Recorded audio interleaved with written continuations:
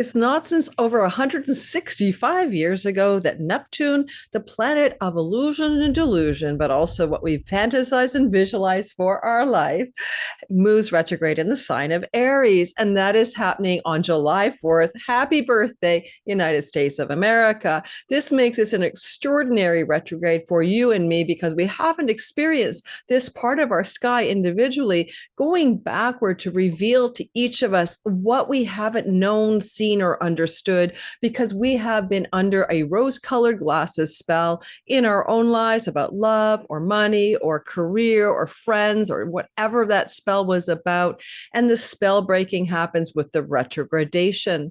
In world astrology, Neptune retrograde can pull the tide back on places where we have been deceived or manipulated, where we've been willing to drink the Kool-Aid of what we've been told. And with the United States of America having this retrogradation on its birthday chart, it means for the entire 12 months that follows the July 4th solar return of the United States of America, you're going to see a lot of stuff that was hidden from view revealed. Add the asteroid for scandal, Salacia, mixed up in the sky for America's solar return chart, guys. I don't even know what to say. It's definitely going to look like the United States of America has a kind of a curtain pulled back. And you know how the Wizard of Oz is like, you pull back the curtain and you see that the Wizard of Oz is just a charlatan. So there's that vibe of what has been hidden from the public view, from the voters, the electorate of America, and the shocking, scandalous revelations that may occur, not just in politics, but in all areas of reality for America in particular, because they're like baking in that energy into the chart. In today's video, we're going to talk about the Sabian symbol that's sitting on this retrograde time frame, on the stationary retrograde at about 2 degrees of Aries. We're going to talk about the cycle of Neptune retrograde over the next several months when you need to pay attention, and we all do, individually and collectively, in the September timeframe when the retrograde Neptune opposes the sun and reaches the halfway mark. And if you're new here, welcome. This is astrology for you based on your sun, moon, and rising to time your best life during this retrogradation so you can harness Neptune's retrograde and use it to know, see, and understand what's deeply true in your own life. One of the things I will tell you is that if you're listening for your sun sign, it is your career purpose. Your moon sign is relative to your home and domicile. I always joke every time the moon gets eclipsed in my chart, every 18 years, I change my home and I'm at it again. I'm in the middle of a move.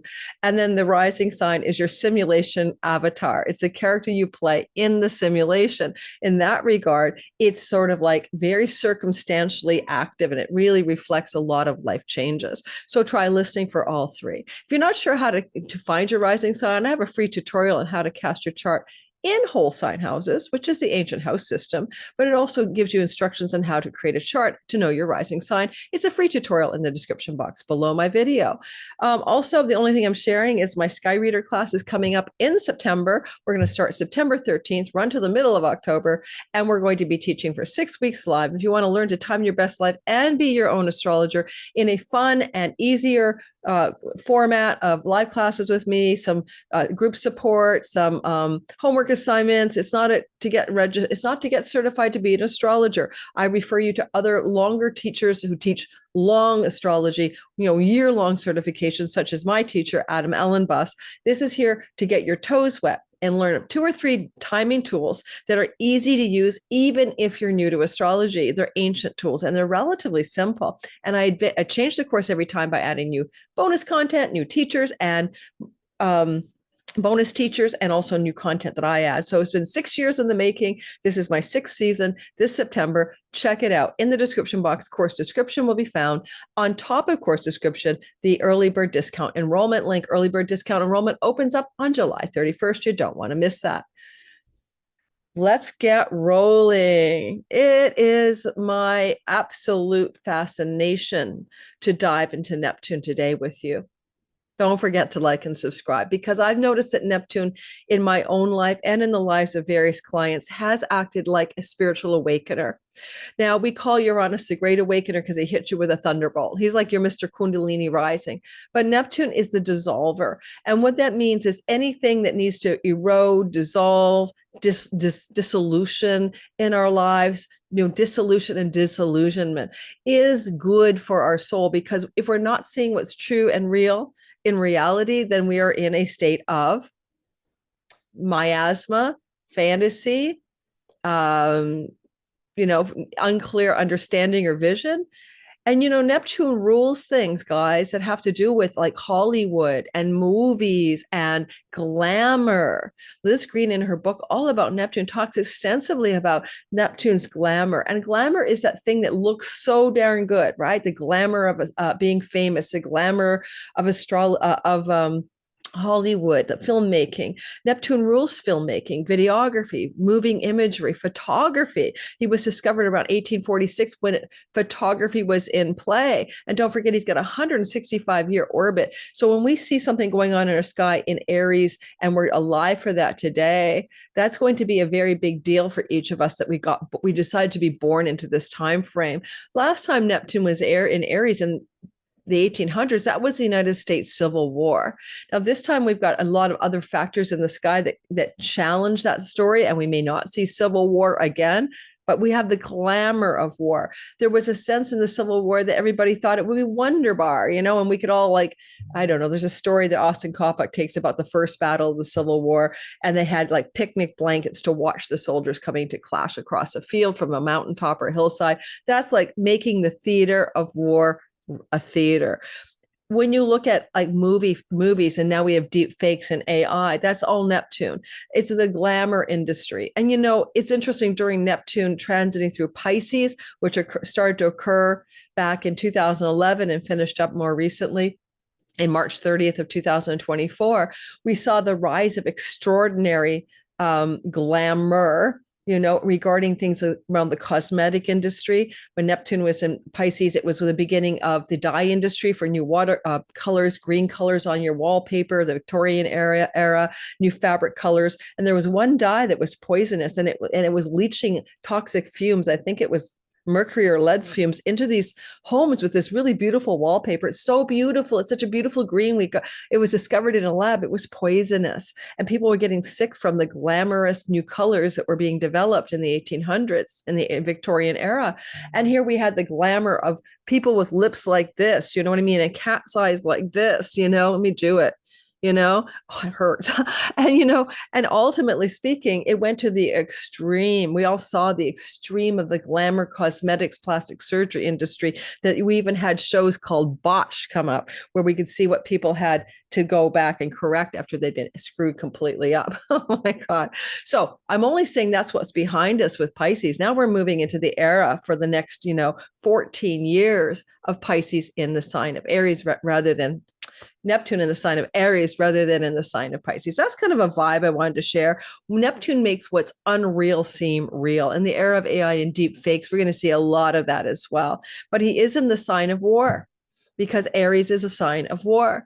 And so the glamour of war, or the mystique of war, or the ability of the ability in the past of governments to convince the people that there's a good reason to go to war, that is probably not going to happen this time. There's a lot of jadedness in the world, but also with Pluto and Aquarius and other factors going on, I think people are seeing through the glamour. So, for example, and unfortunately, it seems like the people who, and we're going to do the birthday chart of the United States, so stay tuned for that. We're going to do your sign, stay tuned for that. But I want to say one thing, people are no longer willing to drink the political Kool-Aid and believe the reason for a war is what it's supposed to be. No one believes what they're told anymore. And I don't think the younger generation, the TikTok generation, has any desire to go fight for some bullshit cause that has to do with follow the money. But I just saw today on some show on YouTube a new poll in the United States of how many people support what Israel's doing in Gaza. It was 20%. And yet the Congress and the Senate, and that's rare. Like the Israel, how many people support what Israel's doing vis-a-vis the situation in the Middle East in general has gone from like 60% like several years ago now to 20. But that does not reflect the people. The people are not reflected or mirrored by Congress and Senate, because the people in those places in the United States have the opposite. 90% support what Israel's doing. So what the heck? And that's why with Pluto and Aquarius, we saw the American Revolution. We saw America rebel against its English overlords.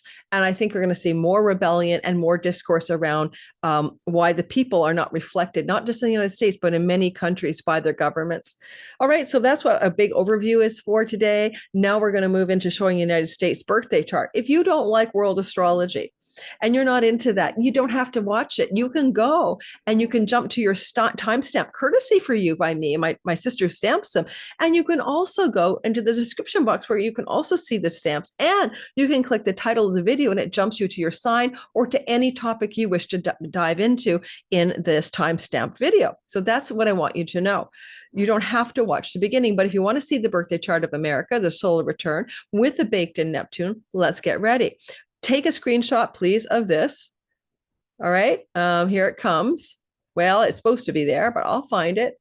And I want you to do this for yourself, because I'm giving you a tool to track the narrative. And I created this for you today. And I'm terrible at this kind of stuff. I need to hire someone full time. But anyway, I do have support coming in. And here we have it. This is my graphic created by me. I do everything. I'm a one-woman friggin' show. And here you have it, Neptune retrograde. Okay. Just the reason I want you to see this, as I'm a teaching astrologer, that Neptune entered Aries on March the 30th, and that's the first time in 165 years. So welcome to this life. Neptune went retrograde on July 4th, or that's coming up at 2 degrees of Aries. And that's important. There is a Sabian symbol there. And the Sabian symbols channeled by Elsie Wheeler describe the energetics of a particular degree. There are 360 degrees in the zodiac. We round up by 1 degree, which makes it 3 Aries. And the 3 Aries symbol is a cameo profile of a man in the outline of his country, a cameo profile of a man in the outline of his country. I expect that means there was, like, say, the outline of the geography of the United States, and then a picture of a cameo, a sideways picture of a man. Now, she says the theme is icon. The symbol speaks to a broad but impersonal involvement with life in the inner, with little of the inner self emphasized or revealed. The cameo of a man in the outline of his country was written as a cameo shows the profile of a man that suggests the outline of his own country in the astrological mimeograph version of this image. So she wrote it on a card. So the implication is the profile of a man resembles the outline of a country of his origin, and that a man is perceived by others not as a unique individual, but in terms of his collective identity or his heritage and the traditions and cultures he represents. Now, I'm going to actually say, to me, this is a symbol of leadership. When we had coinage, we always had things in Caesar in profile, that was a thing. You stamped the coin with Caesar in profile on the Roman coinage. It's very iconic of leaders and kings of nations. And she would say it has to do with leadership, social ideals, and all of that. But I'm like, because Neptune is retrograding, he's pulling back the fog of illusion and delusion on something to do with world leader energy. That's how I'm taking that for myself. On Neptune retrograde into Pisces on October 22nd, Neptune goes backwards, and then he's still moving backwards from July 4th, but he's in Aries. And then he goes back on October 22nd into the sign of Pisces. And then he will go direct on December 10th at 29 Pisces. Now, this retrograde, March the 30th to December 10th, involves 2 signs. It involves Jupiter-ruled Pisces, and it involves Mars-ruled Aries. And there are 2 stories that are being addressed for the world and for your sign. So I'll cover that when I do your sign. This will likely be a bit longer video than I'd like, because I've got to really talk about 2 energies in your chart, the Aries whole sign house and the Pisces whole sign house. Neptune entered the pre-shadow on March 13th. What that means is that on March 13th, he was going forward at 29 Pisces. And that means that things that go all the way back in our lives, individually and collectively, to March 13th, are being addressed during the retrograde. And that means he leaves his shadow on March the 31st. That's a long way out, guys. March the 31st. I should have made March 31st yellow, 2026. So there's a sense that everything that we're encountering during July 4th to December 10th recapitulates or takes us back to things that have been happening in the world and in our lives March 13th, all the way through final grand finale, March 31st of next year. Yes, you heard me right. The whole story is about events that cover a span of a year because of retrograding over old ground, going back over old territory. Neptune's a slow-moving planet. The shadow periods are like often a year long. Finally, Neptune will reach his opposition halfway point to the sun September 23rd at 0.45 Aries, half a degree. This is when the pivot point in the narrative happens for individuals and the world at large. This is when we see the quality of a turning, a beginning of a turning, like, a beginning of a pivot and more clarity, right? Neptune's opposite the sun. He's consulting with headquarters. There's a light of the sun shining directly at him. We could also consider that possibly a story of where we have more clarity on what it is that this retrograde is for in each of our lives. So I hope you took a screenshot here, and we're going to go ahead and talk about the United States happy birthday chart, what it might mean in the next year for the US of A. I'm a Canadian. Don't take anything I say as my political preference. It's simply astrology. Then we're going to go through your sign. And as we do your sign, I want you to think about, and this is going to cover your whole sign, Aries, Pisces part of your chart, where you are now, where the tide is pulling back. Have you ever been on a beach and you've watched the big waves frothing in and there's all the foam, right? As the waves come pounding the surf and all of that, and the tide is coming in and it's covering up the seashells and the slimy things underneath and the weeds and the dead fish you couldn't see, whatever. It's covering things up on the bottom of the sea. But then the tide pulls back, and we see what was there all along, what was underneath the surface. And because the froth and the foam of the waves feels exciting and it's glamorous and maybe beautiful and exhilarating, and we put a picture in our minds with our little rose-colored glasses of what this could mean for us about love, about career, about money. When the tide pulls back, we get the truth and we get to see what's really there. And that's a benefit to us because we are now not in a state of being glamorized. We're in a state of being clear. And so Neptune is doing us a service in our charts when he retrogrades, and for the world as well. Let's take a look at the United States of America's birthday charts. First of all, I took a peek at last year's solar return for context. Ignore all the asteroids. They apply to the current chart, not to this one, July 4th of 2024. I won't belabor this other than to say a few simple things. Wait a minute. Stop the share.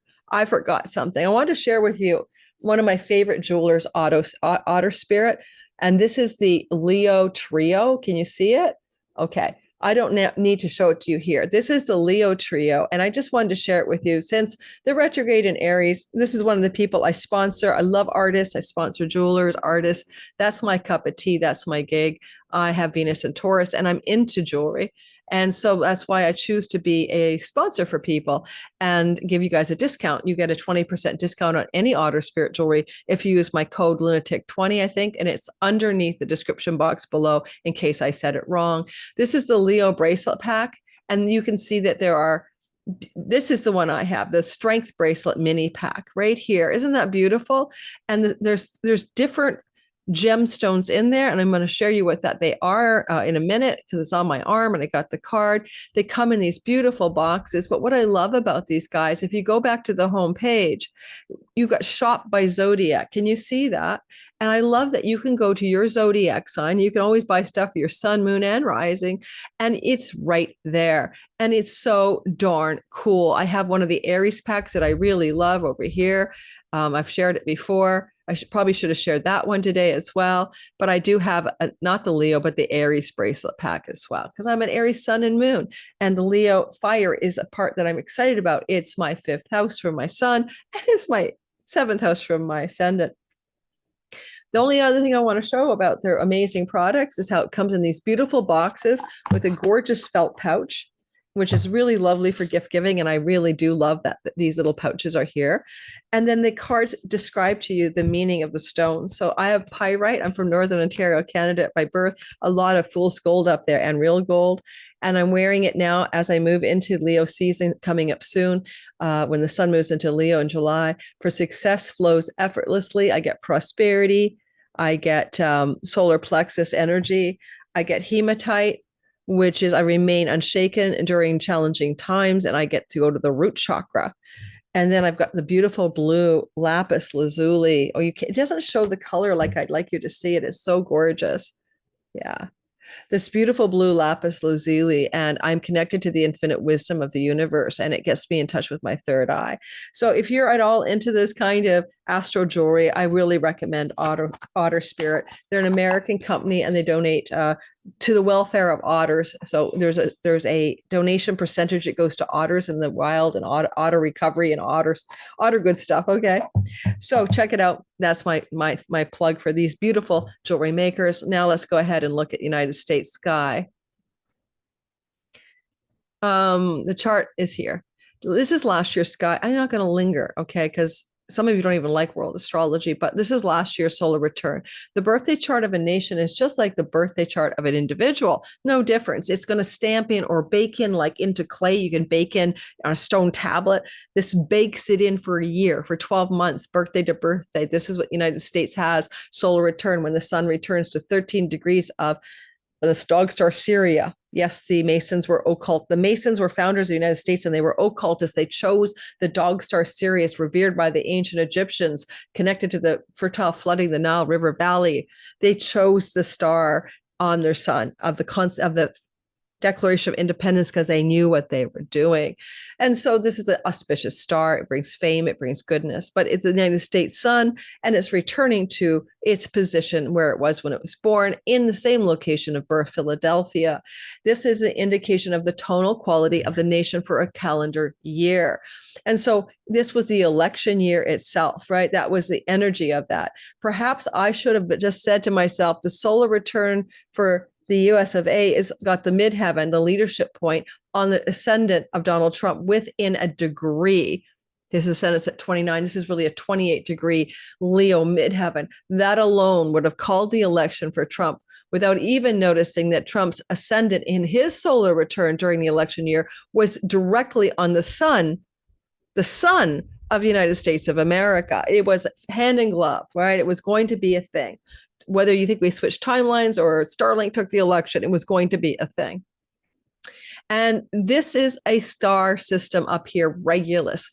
Power, fame, glory, and riches, where the midheaven of the United States, or the leadership of the United States is, and the billionaire class, and the, what do you call them, the broligarchy, and the technocratic class of wealthy people like Elon Musk began to work in government positions.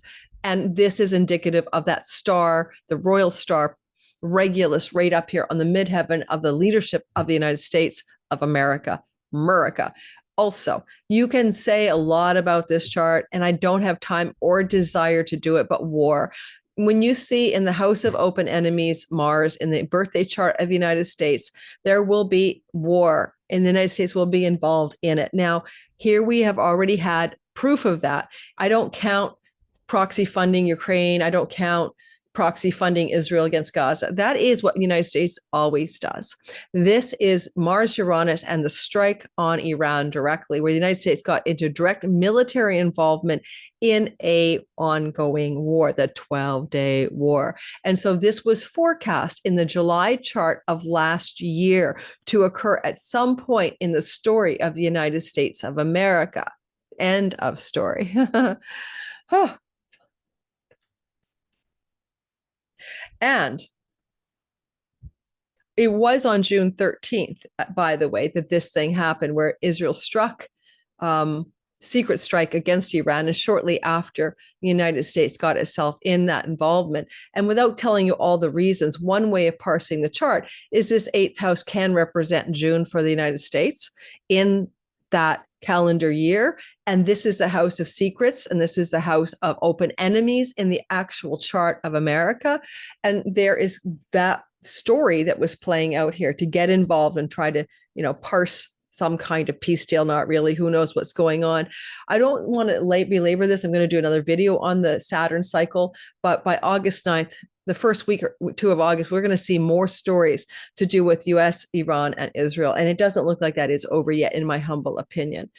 All right, I'm not going to go into every little thing that is here. I could add the election was kind of just a couple of ways to parse this. It would be like July, August, September, October, November. So this is November. So you can take both this house and you could also take math.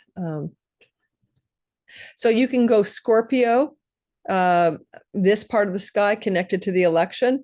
And you can also say the month of November was connected to fifth house matters. And there's the illusion, confusion, there's Saturn. There's a lot going on there, but I don't want to decompress over the old story. Let's move to the new story. Now, when I look at the news story today, I'm going to be telling you about what I think might happen over the next 12 months vis-a-vis the United States as a country. Donald Trump's own solar return chart bakes in a Mars square Uranus, which indicates challenges to his health, sudden shocks and challenges to his physical wellness, sudden shocks and challenges to his presidency, and the potential of being in harm's way physically by unaliving, but also involved in shock, awe, war stories as well.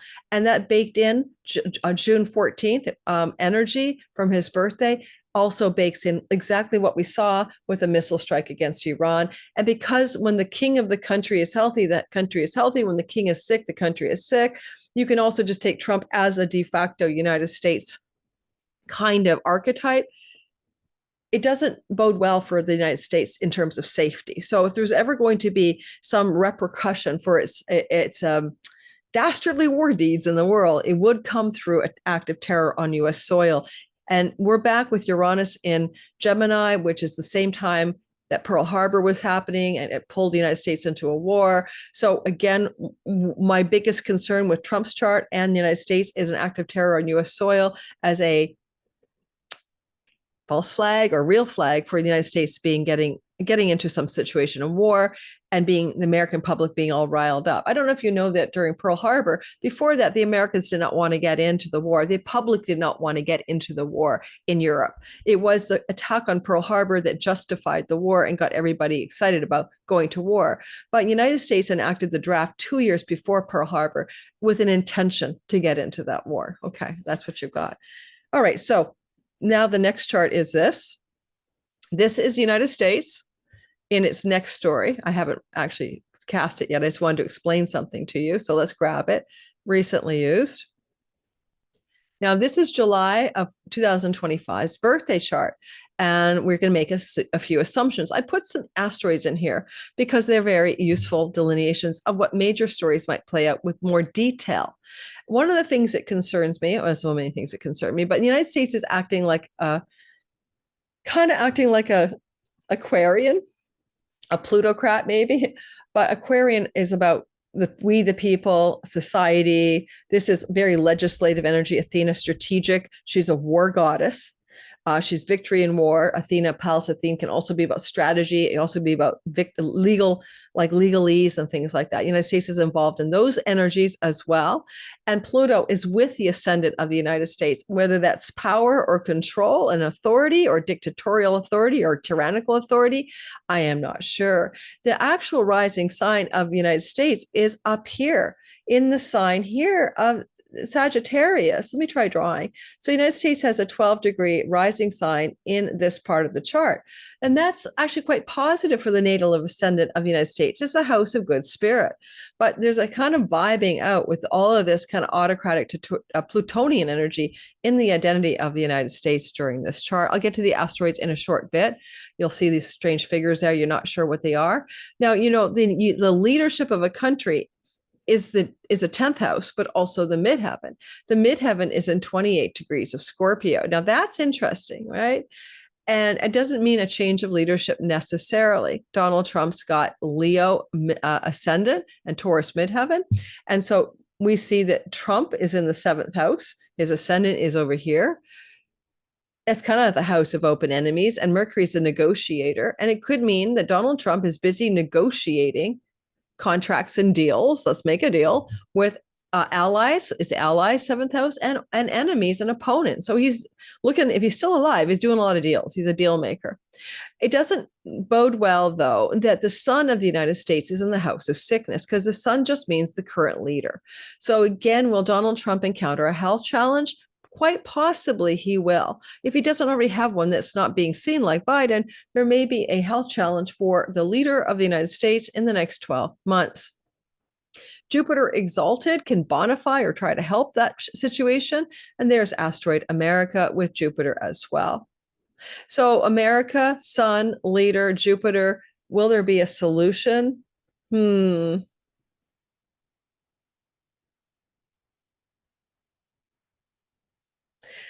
It could be. There's like with the moon ruling the sixth house and conjunct Juno, this could be JD Vance, because Juno's like president, vice president in political astrology. That's how she works in the United States. I've been watching it for years. And so the kind of president, vice president planet, Juno, is conjunct the moon, which rules the house of sickness.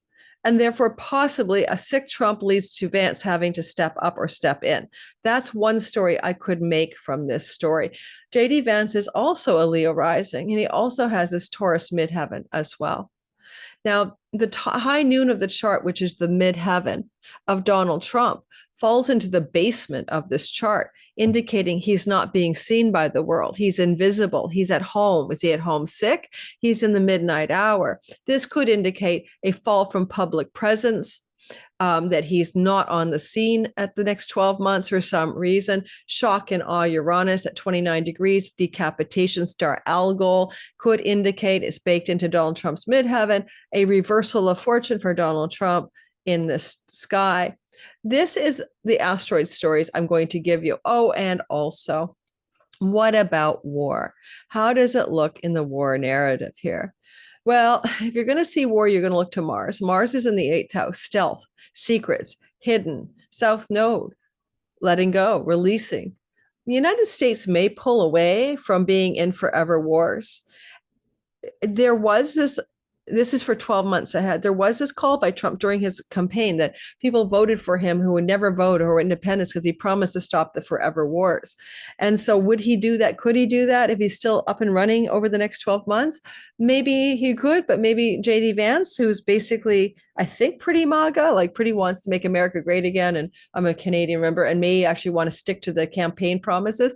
Maybe he would pull the United States out of getting into more direct involvement. That's irregardless. I still think August is going to pull the United States back into Iran anytime at the end of July into the first 2 weeks of August for some reason, into war stories connected to the Middle East. Let me give a timing marker here.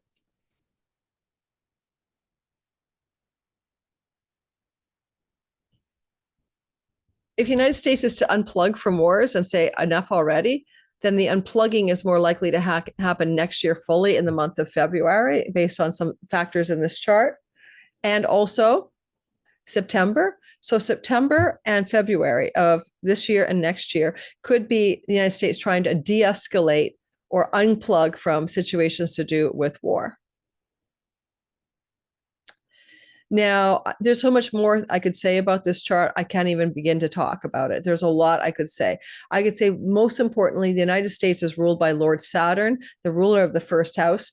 During this year ahead, Lord Saturn is in the third house of the media, especially when the United States has press briefing conferences, media, neighbors, neighborhood.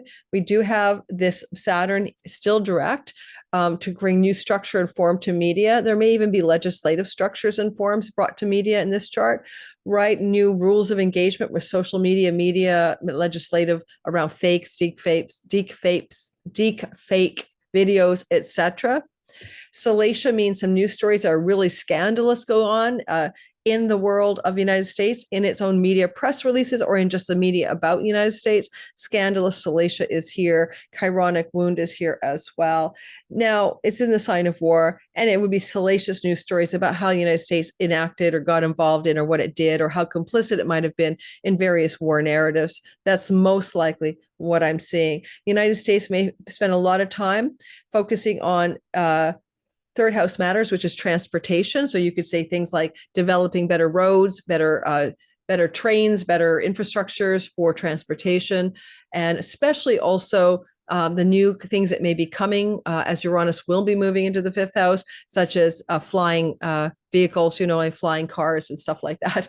That kind of stuff. More legislation around that may show up as well. I know a lot of you are crypto junkies. I think that the crypto Ponzi scheme is over. That's Uranus and Taurus. It will change the tonal quality.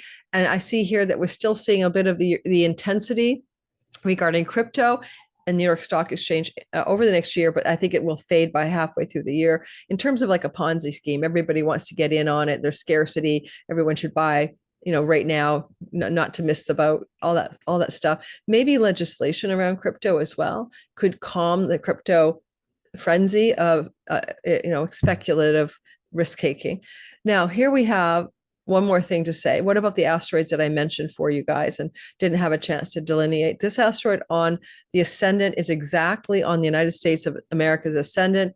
It is the asteroid Orius. I'm going to read it to you. And I've never worked with this asteroid. It's not something I can tell you about in my client stories. It's maybe a trans-Neptunian, actually. It's way out there. It's number 330836. Some say Orius was one of the centaurs that was taken over by the scent of wine and killed by Hercules. So we have a story about a centaur being killed by a hero, Hercules, while others say he was turned into an eagle owl as punishment. Well, eagle is a symbol of the United States of America, and in this chart, Pluto is on Altair. The eye of the eagle and the constellation of the eagle, a war star. Discovered at almost the exact opposite degree as Chiron, this asteroid shows another perspective on one's wounds, sometimes an understanding of why the wounder acted the way they did. All right, so Orius on the ascendant of America with military eagle star Pluto, 3 degrees of Aquarius. It's a little bit of a daunting story if we think Hercules is involved and a centaur was killed. I'm going to leave you guys to speculate in the comments what you think that might mean. The ascendant of the country can be the identity of the country, but it can also be connected to who is the leader of the country, just as the midheaven can as well. In Donald Trump's natal chart, this is a place in the sky for him as a Leo rising that is connected to my brain, come back online, his 7th house of open enemies. So an adversaries and enemies, but also running mates, like partners and business partners. So I'm going to leave you with that thought and see what you guys come up with. The asteroid for revenge and betrayal and treachery, Nessus, is on the North Node in the house of the savings and the money and what do you call it? Like the financial health of a country, its reserves and stuff like that.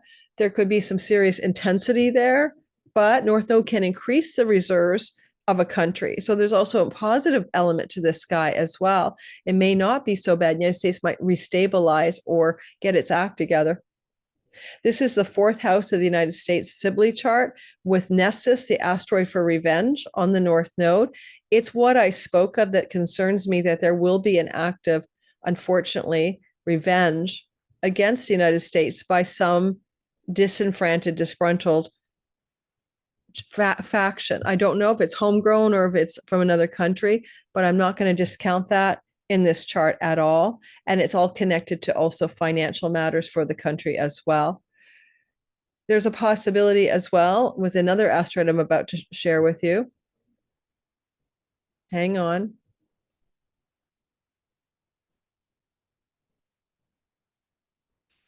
I have to clear the drawings and it won't let me do it. Clear all drawings. Okay. This is another asteroid to talk about down here. It's Ophelia. I'm not going to, actually, I don't think Ophelia counts anymore. She was, forget Ophelia. Never mind her. She's not important. She's too far off of anybody. I don't know why I put her in there. There was something I thought she needed to say. This is what I want to focus on. Phaethon. Phaethon is active on the sky now as I record July the 1st, okay? I've been talking about Phaethon in a couple of videos. So Phaethon is an important story of a reckless chariot driver. Okay, as Venus conjuncts Uranus on July the 4th, 3rd, 4th, and I'm recording on July 1st. Phaethon is right there in the middle of that conjunction. The son of the Greek god Helios, and he operated the chariot of the sun for a day. He asked his dad to drive it, okay? And Helios said, no, but I promised you any wish you wanted, and I can't take it back. It's an oath. But it's like the teenager wanted to drive the Maserati, but he didn't know how to drive it, and it was warned he wouldn't be able to control the horses. This is the sun that's dragged across the sky by Helios. So this is the arc of the sun through our heavens. And having this in the bottom of the chart on the IC of America in the solar return chart is not a good sign. So you can say a lot of things. The reckless driver of the chariot of the sun can be about leadership that's too reckless, because Phaethon got too close to the earth and it was going to burn, and they got too far and it was going to freeze. And he was killed because he was reckless. And sun represents leader. So we could have the annihilation of a leader that, you know, connected to United States, and it doesn't have to be a United States leader. Okay. I mean, I want to say that. Hang on a sec. This is a story that applies to the world. What leader has been reckless and got so close to earth, almost burned it with the sun in his chariot, or too far and almost froze the earth? Taurus, where this is happening, is close to the sun of Israel. The United States of America's fourth house can also be things to do with home and homeland and recklessness. It's close to the midheaven of Donald Trump and the son of Israel. And the son of Israel means the leader of Israel. Reckless, right? Or endangerment and deposing or being taken off the game board. End of story. I hope that's intriguing enough. I'm not going to do any more of the solar return. We're going to go ahead and do your sign. Let's start with Aries. All right, it's Aries, sun, moon, and rising. I'm hoping that the wind coming in my window isn't making my microphone like windy. So let me close my window a bit. Shoot, I didn't check that on the mic. Okay, I hope not, guys. I hope that wasn't like wind howling on my mic for the intro. Here we have it. Aries, sun, moon, and rising sign. For each sign, I'm going to try to give 5 minutes. Leo, I'm sorry. Someone said I ripped you off last time. I did by mistake. I apologize. It's tough. Sometimes certain signs have more going on in the sky, and I can only say so much.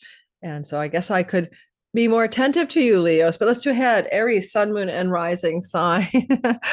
I have a sun and moon here, so I'll try not to belabor myself. But it's a story, guys, that we went through this retrogradation for now, our first in our lifetime, after Neptune introduced himself to our Aries first house on March the 30th.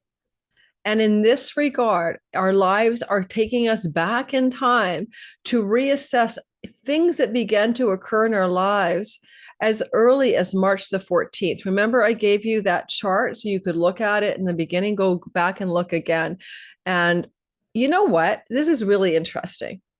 I had this gnarly guy comment like I've had some people lose their shit. They'd like to see me. They don't want to see the chart. You know what I mean? Like they lose their shit. So I'm going to try something new today. I'm going to give you the chart, and then I'm going to show you me. And then I'm going to give you the chart. I'm going to show you me. And let's see what happens as a new format. I don't know if it was a guy or a girl who really lost their cool, but it happens periodically. So there's the sky. There's what you look like, Aries. Yes, there's a mini grand trine forming here. We'll be covering that once Uranus enters on July 7th into this part of your sky. But that's what you look like. That's the story happening here. Now, what if I just talk to you and I don't share the chart? And in the comments, let me know what you guys prefer. But I every now and then get a really bad review from someone. So you go back, if you don't mind, to July. And you go back and you remember July to March 30th. And there's a vibe energy. There's an energy of here I am. I've got this energy of a new version of myself. I'm serious because Saturn's there with Neptune, right? I'm sober-minded, but I'm also, Saturn entered later, but I'm also Neptunian. Let's keep it simple. Let's keep Saturn under the mix. I have visions, I have goals, I have dreams about what I want in my career, what I want in my romantic life, what I want with my long-term partnerships, what I want for me and my relationship to my children, what I want in my earnings and money. It's the dream that you are creating. Aries, sun and moon, it's career and home, but Aries rising, it's anything in your life. So if I use me as an example, if you don't mind, I began to have these new visions of what I wanted March 30th regarding a new home and a new career path, not completely new, but and these visions and things have been swirling around for me. And now that the Neptune is pulling back, what's realistic for my Aries sun career path, a moon, home and home life is going to be shown to me. I'll be able to see more clearly what is true here. But on September, when we have that very important turning point that I already mentioned to you, because I had a screenshot for you, in September, we're going to find during the oppositional energy this kind of defining clarity. And what I mean is that even though the retrograde is pulling back for us, what it is we need to see about anything that we want in our lives, because we are becoming Neptunian, we are becoming visionary, imaginal. We're awakening spiritually. We're moving into unconditional love and oceanic consciousness, but we're really good for glamour, right? We can really begin to adopt a energy around glamour. We can be more glamorous. We could be more ability to use our storytelling and visual making fields, including YouTube, because Neptune rules that, or filmmaking, or screenplay writing, or storytelling. These are things that we as Aries begin to become more enmeshed with over the next 14 years. And I want you to think then about the idea that October 22nd opens up this doorway of clarity, as not no, September 23rd opens up this doorway of clarity when we get to the halfway point of the retrograde. So be patient as you move through the next few months, July and August to the third week of September. Allow for this process to unfold. You'll begin to see more clearly. You'll begin to know more clearly what it is you need to aim for in your next storyline with this retrograde. It goes direct, of course, in Pisces, and Pisces is a part of your sky as well. And what I would say to you about that is that this is a place of solitude. This is a place of alone. And it's literally the ashram. It's the soul's happy place. It's your inner life, your subconscious. And one thing about Neptune going back there, if you have anything you haven't finished up to do with addictions or self-defeating patterns or self-undoing, Neptune is retrograding to relook at that part of your sky. If you did dry January or dry July and all of that, that's fine. But this is a deeper dive than taking an alcohol break or a drug break or whatever. It's to go for the last time in your life under the surface of something that you've been dealing with since 2014 regarding escapism. And that's something you're going to go back and look at very clearly when he moves across the sign boundary of Pisces. You probably forgot when that is, so I will remind you. As he goes back through Aries and is retrograding, it will be October 22nd to where he slides into Pisces. And so October 22nd, you begin to look at those deeper soulful issues. If you want to do something behind the scenes, a creative project, work on things in your downtime, that's going to be Neptune's imagination, very poetic energy supporting that for you as well. So Neptune does backtrack on October 22nd into Pisces, and he does turn around finally December 10th in Pisces. So you're going to be dealing up that Pisces story until Neptune heads back into Aries next spring in the month of February. So you can basically say December the 10th, October the 22nd, until next February, you have realigned something. You are turning something around in that Pisces part of your chart. And so what is it? I can't tell you. I don't know the answer.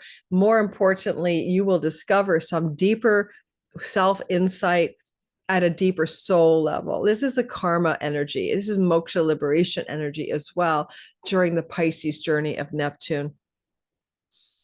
When he comes back into your sign in February of next year, you've cleaned up your act, and you'll never clean it up the same way again. You'll never go back and look under the hood, so to speak, of your soul, your psyche, your character, and clean it up. You're going to clean it up in a way that you've not done before. It's going to activate a very powerful 29-degree Pisces energy for you. It's a culmination of a long spiritual journey that started in 2014 of self-introspection, self-awareness, and spiritual growth, although through times of confusion and illusion and delusion. Some of you may have attracted false teachers, false gurus, false mystics into your life during that window of time. I did, as an Aries sun and moon, encounter that kind of expression as well.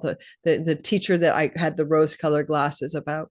So that's what I've got for you. I'd love to hear from you how that feels to be you going through this journey, particularly as we hit that turning point September 23rd at 0.5 degree of Aries. The Neptune is retrograding at its opposition to the sun, and that can literally be a flashpoint of clarity. So put that time around September 23rd, a few days before and after, on your calendar, because that'll give you like kind of the kernel or the nugget of what the retrograde is trying to teach you. One last thing, Aries is about independence and pioneering and self energy, and Neptune is not that planet. He's very dissolute. He's very spacious. But when Neptune goes back into Pisces, he's in the vast ocean of his own kingdom in modern astrology. So you're straddling self and selflessness. You're straddling spacious, vast awareness of your true nature and trying to constellate that wisdom into an individual selfhood. So there's a lot of spiritual energy here for spiritual discovery and awakening for you during this time frame of March the 30th. March the 30th, when Neptune entered Aries, but all the way through till next February. Use this retrograde and ask yourself too, where did you get a kind of delusion on about how you can be the Aries person that you're meant to be? Independent, self-focused, pioneering, bold, and daring. And you might have overextended your potential March the 30th, right? You might have gone on like a bender of success or independence or whatever you want to call it. And now July 4th to December 10th, you have to look deeper under the surface to see what's useful, what's true, and how you can or cannot continue with that energy. So I'm trying a new format. Bear with me. I might not like it and I may never stick with it, but let's play with it together. And this is, Taurus, what you look like, okay? And if you don't like this format, let me know in the comments. Just be kind. I'm just trying to see what it'd be like if I didn't always just show you the screen. This is Taurus. So you'll see, Taurus, this is a Neptune retrograde between your 12th house and your 11th house. This is a good spirit house, which is positive. And this is your Aries sky, which is deep soul work that I just described in the last, for the Aries folks, deep soul work behind the scenes, getting in touch with, your true self, your vast, spacious, eternal nature, but also with addictions and self-undoing. And Saturn's trying to help you control that. But let me just try to tell the story for fun, just for fun, this way, and see what I get. So Taurus, sun, moon, and rising, the narrative is particularly useful for you if you are wanting to begin a story of removing your own escapist, addictive, and self-undoing patterns, habits, and tendencies from your life. Neptune can both amplify and escalate and remove those factors of reality. And Neptune entered that part of your sky, the Aries 12th house, on March the 30th. And so there's an exploration here on March the 30th of 2025 to July the 4th of what wiggle room you have around this. Are you eluding and diluting and manipulating your own self to believe I got a handle on this drinking problem? I got a handle on my weed problem. I've got a handle on my Netflix binging problem.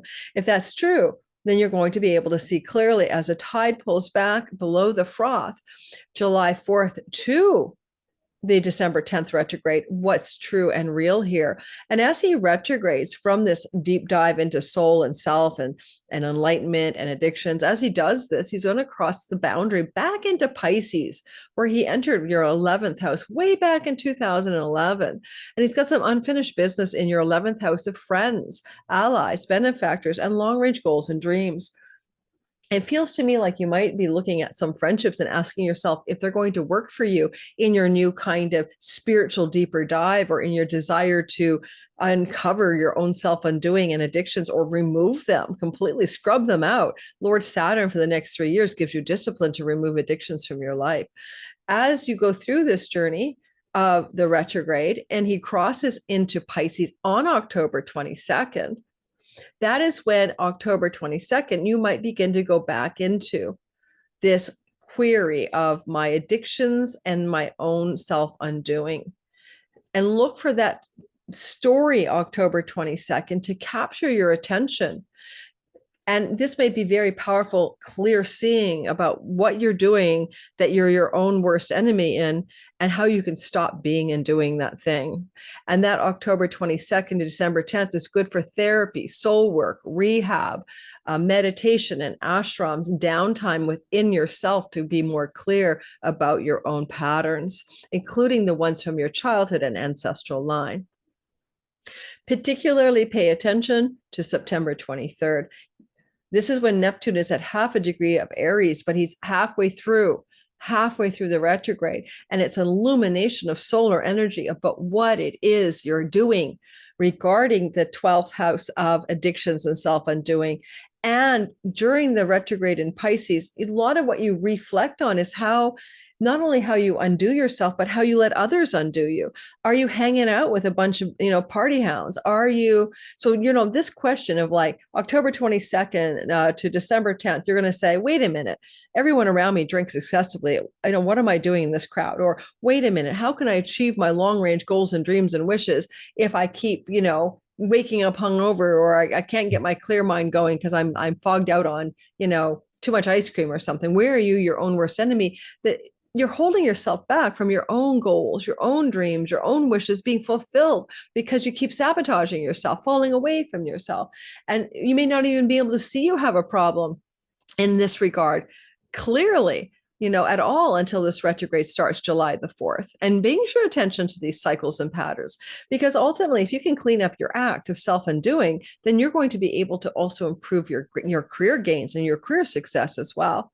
And, go back to 2011 when Neptune entered your 11th house of career gains and friends, allies, benefactors, and friendship circles, and ask yourself, what kind of people did you start hanging out with then? Did you start to like attract the wild crowd? Did you find yourself having fantasies that were unrealistic about your career and or your long range goals and dreams? Because you're going to get really out of that fantasy and become very realistic and very sober minded and very wise over the next 3 years, with Saturn supporting you to go into a spiritual deep dive of truth and wisdom between now and 2028. Okay, helping Neptune along with his journey. So hopefully that's useful, and I'll do the next sign in my crazy new format that I'm just playing with, and I can go back to the old one if you guys like as well. Just let me know, right? So Gemini, sun, moon, and rising sign, you can see the sky. Do you need to stare at? And definitely no. We'll cover a lot more about the sky when we get time to do that. But, I want to cover this mini grand trine when it forms. It's not here yet.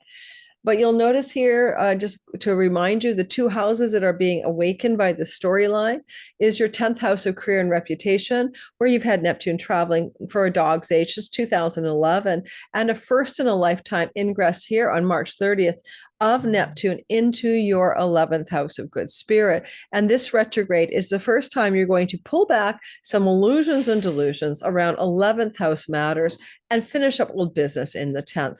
Let's break that down for you.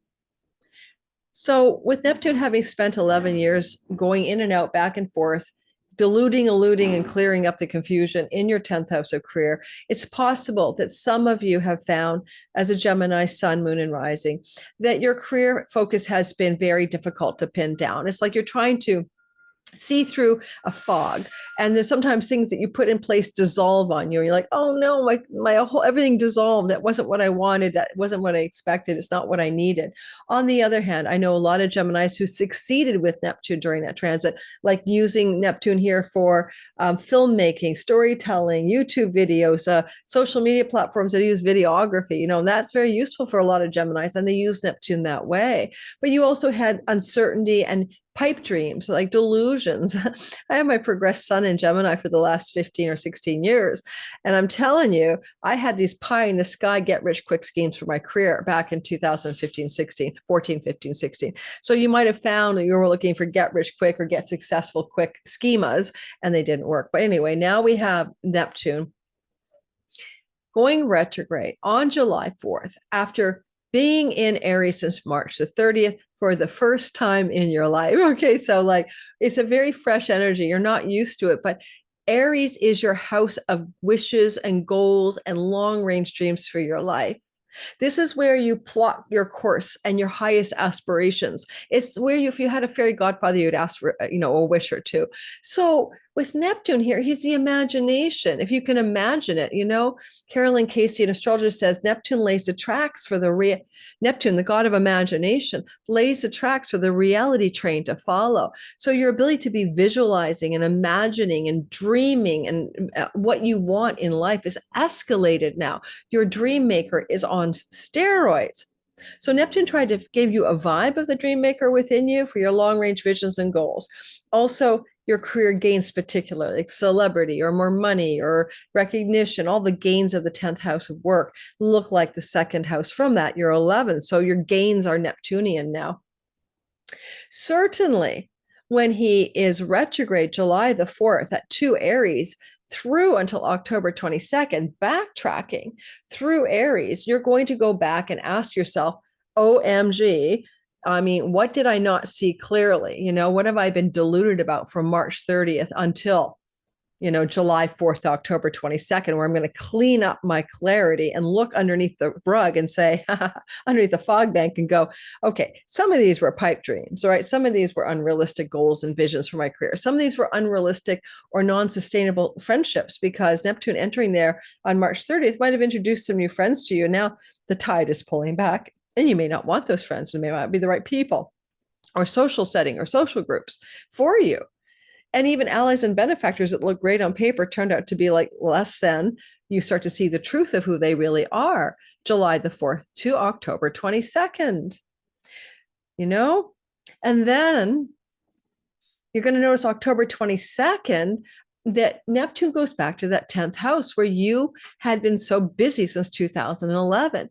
And therefore, October 22nd until next year, right, next February, when he goes into Aries again, there's a longer story here, but it's particularly October 22nd to December 10th. October 22nd to December 10th, you're going to be very clear-eyed about what you can accomplish and what you cannot accomplish in your career and reputation zone.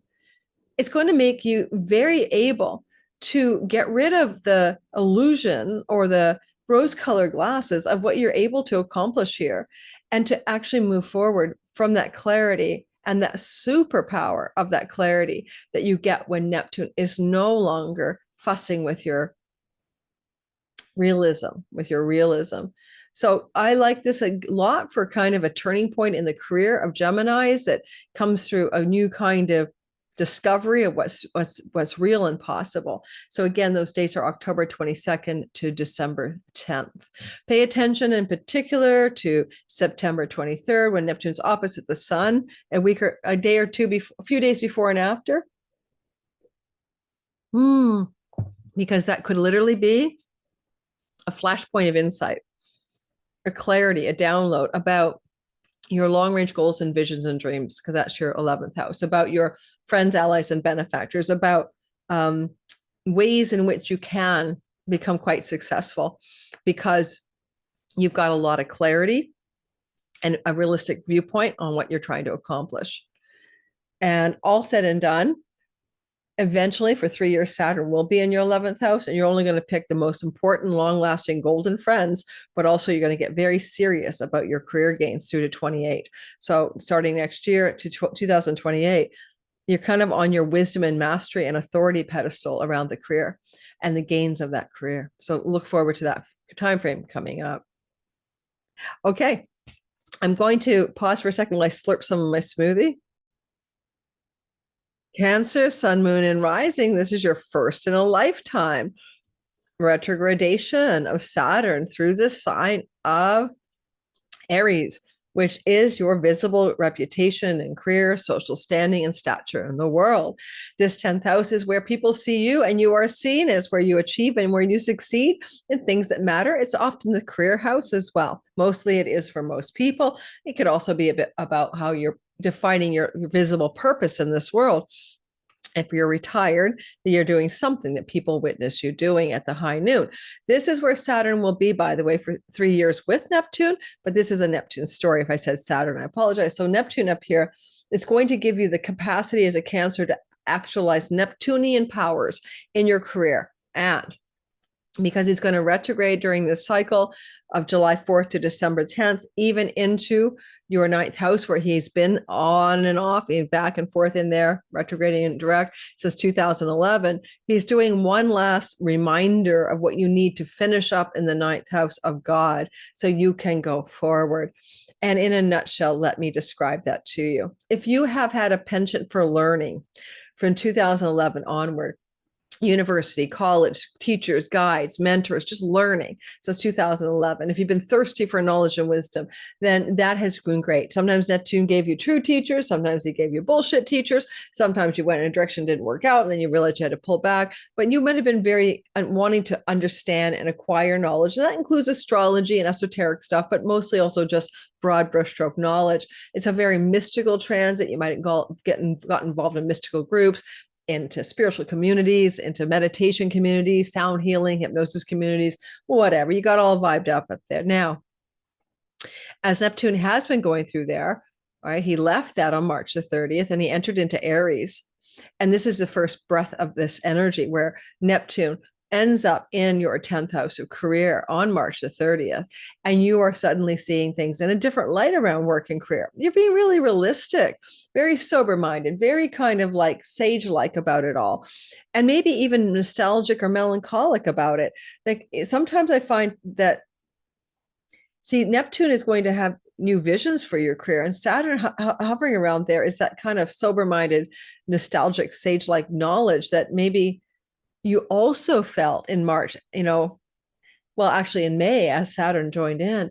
But I want to mention more importantly that Neptune up here gives you a superpower to use your imagination, your visionary abilities, to use storytelling, filmography, video, and video platforms, to use the power of your dreaming. Did God make man in his image or imagination, to fulfill something as a soul's code for very powerful career expression.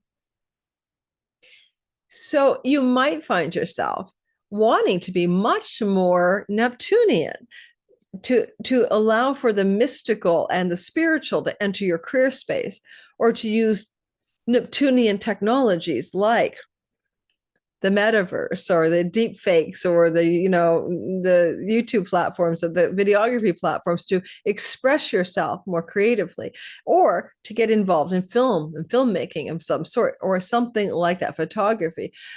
But Neptune up here is also like wisdom of the spacious oceanic self. And you're going to be stuck with him there for 14 years. So get ready.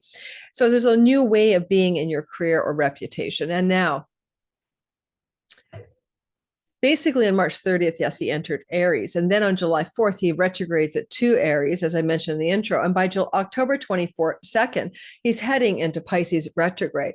But before he crosses from your 10th to your 9th house, you're very much reassessing, seeing clearly where you've made a mistake by convincing yourself that something was going to work. Like you almost had like that beautiful rosy, soft glow look at it all. Yes, I can do this in my career. Yes, this will be beautiful in work. This is also the house of wedding. So maybe you also have fantasies about wedding somebody or getting married or something. Anyway, now Neptune is pulling back. Now, as of July 4th, October 22nd, you're getting clear-eyed signals. Pay attention to September 23rd, because that's when Neptune has a flash of insight from the sun. So September 23rd, a few days before and after, is a nice little window between July 4th and October 22, where you might get a bolt of clarity about this thing called my purpose, my career, and my visible actions, my social standing, and my success in the world. But then he goes back into Pisces, your 9th house. Remember I said, were you thirsty for knowledge, mystical community, deep spiritual understanding? It is the house of God. Neptune is a mystic energy. So you're going back to reinvestigate that October 22nd to December 10th in retrogradation.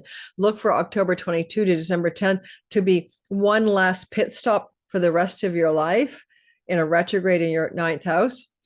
An old guru from the past, an old teaching from the past, an old spiritual community from the past, book publishing deals from the past, something you wrote from publishing and book publishing from the past, returning to you like a slingshot to go forward again December 10th until next February. It's almost like you could dust off an old manuscript, or you could find a spiritual community or teacher from the past returning into your life for some usefulness, for something good. But retrograde means you know what you're getting. It's not like a sales job. You see what's really there. That's what I got for you. Let me know how that goes over time. And I'm playing with a new technique. Oh my God, I'm not doing this technique anymore. So this technique that I'm trying out is like, I think I might be doing a sign twice, and I have no patience to edit it. So I think I forgot to restart my recording. And that's the problem when I try to navigate back and forth between charts, you see. So we're not doing that anymore. I'll finish this video in this format, but holy man, especially for Leos who always feel gypped. Oh my God. So Leo, sun, moon, and rising sign. I think I forgot to start recording you.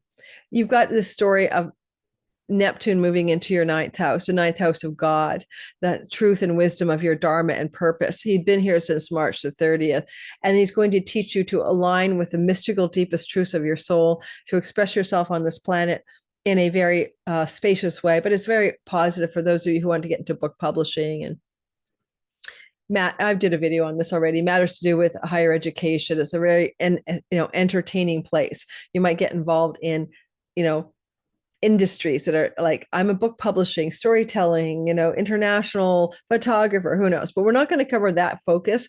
It's just that he's been here since March the 30th. And as he's here since March the 30th, you're learning something new, but he's pulling back on July 4th to December 10th and giving you the real story. What you didn't see, you're going to see more clearly. He also pit stops back in your Pisces sky and gives you a little bit of a last gasp of what you needed to learn in that part of your story as well. Well, I might be doing you twice, or I might not have done you at all. I don't even know, but let's go ahead and give it a try. Leo, sun, moon, and rising sign. This is a new format, and I don't think I'll ever do it again. So Neptune retrograding July 4th to the 10th. First off, he is going to, on July 4th, pull back to Aries, and by October 22, the dude is in your cusp of your Pisces sky. So he's going to go back to your 8th house. So let's talk about that briefly. When he pulls back July 4th to October 22, things that started in March 30th that you were so sure you had a handle on it, the perfect university, the perfect book publishing deal, the perfect foreign land travel trip, movement, passport, visa, the perfect, guru, spiritual community, the perfect glowy situation with a father figure that was going to work out just swell, the perfect legal outcome that you imagined would come in for you with great perfection. I mean, these are where the illusion of Neptune lies, especially false gurus, false teachers, guides, and coaches that were not really true for you. As he retrogrades now, on July 4th, October 22, you are like clear-eyed, knowing truly what is right for you. Put on your calendar then, like the turning point, flashpoint of the halfway through the retrograde on September 23rd. There's a very strong chance that September 23rd, around that time, you have an illumination or a real clear vision of what it is that you want to do and should be doing with that 9th house. It could be going back to school, getting that book publishing deal, resolving a problem with that father figure that you were clear-eyed about, ending or beginning something or a turning point around, oh my goodness, where you want to live, international matters, coaches, guides, and mentors, and gurus and teachers, all of this, and coming to this really insight moment in September. So you can get really clear on around the 23rd. Then on October the 22nd, you're going to feel something new. On October the 22nd, it's like the old path is back in Neptune's transit retrograde through your 8th house of chunky money. I want to say it's possible that you felt a lot of stress there since 2011 as Neptune kept confusing you about your assets, how much your savings were, your investment structures, money you shared with a spouse. They told you they had a lot, they had none, they were broke, they didn't tell you. Secrets the spouse held from you, secrets your family held from you, illusions and self-delusions and self-deceptions around these matters, like the ostrich with the head in the sand. I don't want to look at my money, my spouse's money. I don't want to look at my investments. I don't want to look at those secrets that are true, but I don't want to know about them, whatever. There's that vibe there. So Neptune plunks his ass in your Pisces eighth house of chunky money and secrets and all the things I mentioned and occult mysteries. 2011, some of you took up tarot and numerology and psychic readings and got more mystical about it for sure. And it's a spiritual transit, it can bring spiritual awakening, dissolution of the ego. Some of you went through that as well. But also, the energy here is about a fog clearing or the tide pulling back. What can you see more clearly here? October 22nd to December 10th. If there were things you wouldn't look at, couldn't look at, thought you shouldn't look at, you're going to dig into it now. You're going to look more clearly. You're willing to look at it. It's your last chance to see it. And then you can move forward. And you can carry this new clarity about the things you didn't want to see that were hidden from your view, about your spouse, about your spouses, about your monies, about their monies, about your investment monies, about your family of origin, about your mom and dad, even. It could activate those secrets being dredged up. And you hadn't been able to look, wouldn't look, couldn't look, or did, and then looked away. Now you're going to look at it squarely. It's your last chance to do that. Completion, 29 degrees Pisces. It's a grand finale. Because once you've looked at that squarely, then you can roll into your ninth house, ready for Dharma, ready for true purpose, ready for true calling.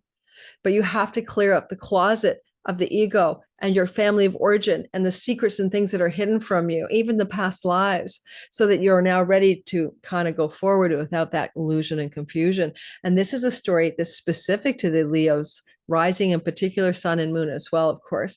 So you guys have lived into this story because you were incarnated at this time to experiment with what I just described. I hope that's useful to you. Don't forget, Neptune will enter Aries next February, and he won't leave for 14 years. And that's a very Dharma alignment journey, really flowing in a beautiful fire trine to your Leo nature. You won't mind it so much. You might find it quite enthusiastic, where, because the trine from Neptune to your ascendant, you become more mystical, more visionary, or imaginally powered up. So don't be afraid of that transit. It might feel like you actually enjoy Neptune in your ninth house rather than not like it. Hey there. Welcome to this reading for your retrograde Neptune. This is for Virgos, and this is for sun, moon, and rising sign. Take a look at the sky and see how you feel about this narrative, where you've been having a new story, first in a lifetime ever. Aries, Neptune transit and retrograde now on July 4th. So this is important because it's so very deep soul work for you Virgos, and this is your eighth house. It's not just chunky money, it's a moksha liberation house. It has to do with the things that are under the surface. Who are you really? Dissolve your egoic self. Be like a caterpillar being in the cocoon and becoming something brand new, or the snake that sheds its skin. There's a lot of that death and rebirth in this house. And now Neptune adds his two mystical sense to the narrative, and we'll be doing that for 14 years, the next 14 years. But as he's only been here since March the 30th, it's a new story, and we're going to break it down with a reminder. He's backtracking in this retrograde from July the 4th until December 10th, as well into your 10th house of marriage and long-term committed love stories. And it's going to have a huge impact because it's a grand finale of something you've been dealing with since 2011. I bet you're very curious about what that is, so let's talk about it. First of all, Neptune is a great dissolver. He moved through your marriage house starting in 2011, tends to dissolve our clear sight like fog banks. Is that a mountain, or is that a skyscraper on the other side of that fog? And because you're sometimes not seeing clearly, this has been how you perceived relationships. You've been in and out of difficult relationships where you had your rose-colored glasses on, or you've been in relationships with people who have strong Neptune archetypes. That can be mental health challenges. That can be addictions, including alcohol. And so you've been looking at this marriage house since 2011, long-term committed love house, doesn't be legal marriage. And it's been like, oh my God. But you've learned a few lessons along the way, and now you know how to see clearly who people are and what they're about. Also, This is the house of your audience and marketplace. And perhaps you went through a period of a lot of attention to people who are Neptunian, like filmmakers and photographers and models and musicians and artists. Those kinds of people might have come into your life. Well, that's the old story. And then on March the 30th, Neptune slid into your eighth house of chunky money, occult arts and mysteries, things to do with like the tarot, the astrology. I talk to dead people, supernatural. It's kind of spooky when he's there. He's like a fog machine. Was that a ghost or was that, a Halloween costume? You will find yourself more interested over the next, because Neptune will be here for another, 2033. You're going to start investigating the spiritual mysteries of life, but you may also be investigating spiritual liberation as well. So, especially from your family of origin, patterns and habits that are, holding you back. Now, Neptune in Aries, March 30th, finally retrogrades on July 4th, and will be retrograding until December 10th. What's important here is a two-part story. July the 4th to October 22. He's retrograding in Aries, this new adventure for you, the adventure of the occult mysteries and the adventure of other people's money. This is a swindling story. You have to be very careful you don't get swindled here, because this is classic, get rich quick swindles, or someone says invest in this and you do and it doesn't work. And I know a couple of Virgos who did lose money in too good to be true opportunities. So there's confusion around that kind of investment speculation, monies, mortgages, and sometimes, just outright being deceived by others around financial matters. Even having a fog bank of lack of clarity about your significant long-term marriage partner, what their situations have been when it comes to money. Well, this is something that's new. Sorry, what am I talking about? Sorry about that. Sorry, Virgo. This is what you have to watch for going forward, right? This is your new story, July 4th to March 30th to July 4th. You have to be careful not to find yourself in swindled money stories. That's what I'm trying to get to. Leo's dealt with this last, okay, with Neptune in their eighth house for an entire 14 years. But you dealt with the illusion about relationship. Okay, so back to the story. So July the 4th to October 22 is a window of time where you're beginning to see much more clearly things to do with variables that are normally hidden from view. Maybe a secret your spouse has, maybe things about their resources and money that are now becoming apparent to you, maybe a clearer vision or a clear seeing around your own investments, money, and strategies. But if we don't do the money story for the eighth house, and we're really looking at a spiritual journey. And so how do you want to release yourself from something, especially self-undoing, because it activates the 12th house, including addictions, and how you can unhook from those areas of your life, especially if they're based on childhood patterning and programming.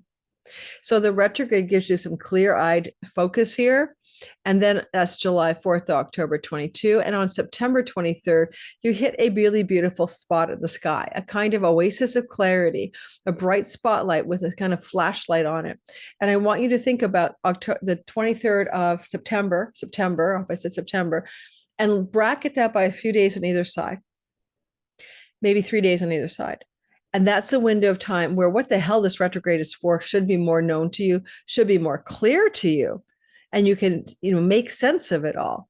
Oh my God, my partner's broke. Oh my God, my partner's a millionaire. Oh my God, my investment structures are really needing to be fixed because I see what's wrong. Oh my God, my spiritual identification with my childhood family patterns and addictions is busting through in a moment of absolute clarity. That's a possibility, September 23rd. Now, with this story, there is a last grand finale. That's because Neptune slides backwards into Pisces on October 22nd, and through until December 10th is still retrograde. Therefore, October 22 to December 10th is your last chance saloon for getting extremely clear about your long-term committed marriage partner. Now, there can be disillusionment when Neptune's retrograde because you are holding on to an illusion. This person will never marry me. This person doesn't really love me. This person isn't my person. I'm not saying that's happening for every Virgo. That's ridiculous. But look for this kind of disillusionment, lack of foggy rose-colored glasses vis-a-vis a significant long-term love. Sure, old lovers from the past who were mentally ill or alcoholic or something could show up during that time, I guess.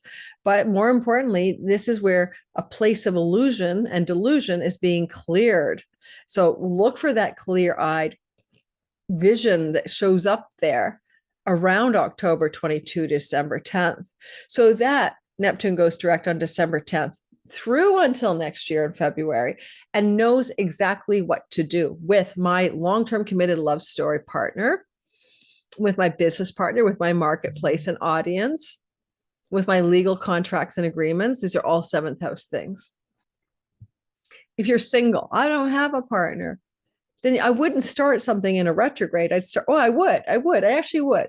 If you're single looking for a new relationship, I would say that the retrograde will make sure you see who's really in front of you, right? You won't be in an illusion or delusion. So you could start a new love story, October 22 to December 10th, and at least know that the tide is already pulled back on situations. But if you only, because when the tide pulls back October 22 to December 10th, it connects to things that have been playing out since the 14th of March, right, to the 30th. So it's really a tight window of that part of your past that's being clarified.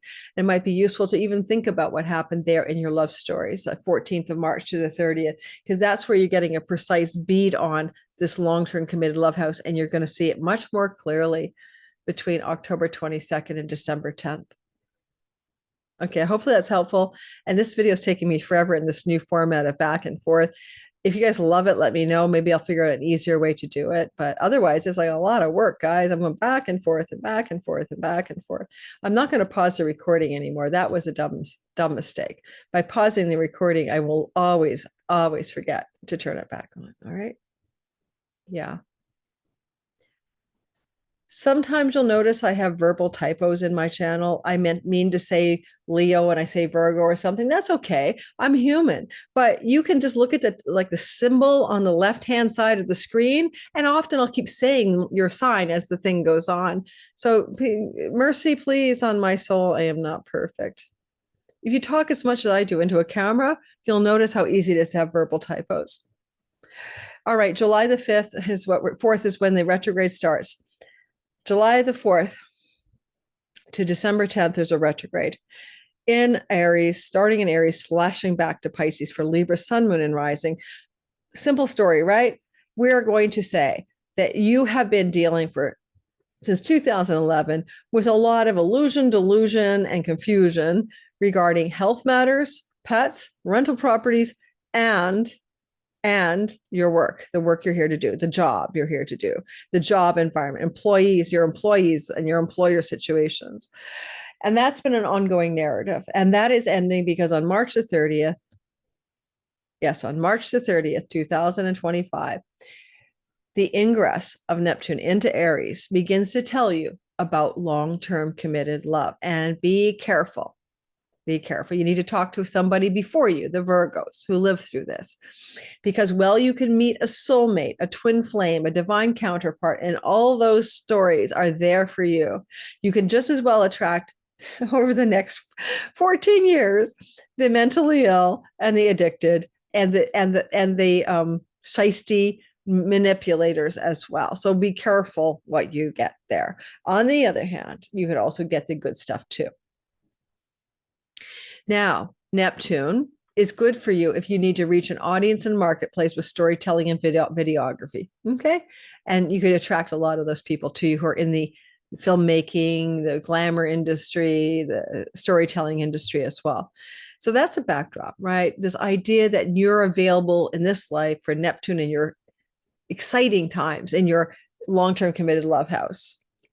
And if you've been looking for your soulmate all your life, well, then now your soulmate can come in the next 14 years.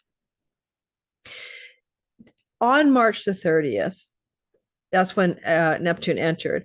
He was testing the waters and giving you only a 2-degree space to experiment. And you may have made some illusion, confusions, and delusions at that point. You may have not seen clearly other people. This includes business partners. Okay. And then Neptune retrogrades July 4th to December 10th, and your eyes are going to open. You're going to see what the hell is really going on. Whoa. Now I see more clearly who you are, Okay, so there's people in your life that you begin to now see with much more clarity. And so you'll have the realization that you had put an illusion or a premise of fantasy around the situation, and that now you're able to remove that. What people in your life have you shrouded with your own vision of who they are. And as this is lifting, you see them for who they really are. This is not kids. This is either a spouse, a business partner, a major client, someone significant in your life. So this July 4th begins that process through to October 22nd of seeing those other people clearly, or they're revealing themselves to you. If they were swindling you with I'm rich, I'm famous, I'm sober, and all of a sudden this retrograde happens, they can't hold up the illusion anymore, right? So people will tell you who they really are as well in that window of time. And so this is the first testing of this energy. You haven't lived with it. You again talk to some Virgos for advice on how they got through it, especially Virgo rising. Then one thing to notice is that on September 23rd, take a couple of days on either side, you're going to have a flash of clarity. So you're going, oh, July and August, I'm not seeing anything at all about, a clear vision of the others in my life. It's okay. You may not, but it's pretty well the third week of September that you got this opening solar Neptune opposition that could show you what you haven't seen. Sun is going to burn the fog off. So if you don't get with the program of clarity quite yet, you might get suspicious of the others or get a gist of it, but you could have some blinding clarity coming through. Don't argue with reality. If September 23rd, you see that your person really is an alcoholic, is a swindler, is something that you don't want, that's okay. Trust the story. September 23rd, bolt of clarity. Certainly before that, you may begin to see incrementally what is real and true. On October 22nd, this is when Neptune slides backwards into the house of work and health and pets and rentals. He'll be going back into your sixth house, and he'll be there all the way through till next February. But more importantly, it is between October 22nd and December 10th that you have the ability to really, really, really clarify a grand finale in a deeply karmic house. This is service and debts of real life debts, money, legal disputes as well, indebtedness, but also karmic debts. So you're clearing out a bunch of karmic debts. If you had a health challenge that was really bothering you, you couldn't figure it out, Neptune retrograde can clear the fog and you'll know what to do. You'll see what the protocols are, what's really wrong with you, and you'll be able to fix it. That's October 22 to December 10th. Revelations are there. Clear seeing is there. Neptune retrograding here, by the way, could also give you clarity about a rental property, a rental situation, an employee or employee situation. I mean, I do think of one Libra right now who had a lot of trouble with, I'll call it employees, right? Who weren't what they seemed over the course of that long 14 years of Neptune in the house of employees, the sixth house.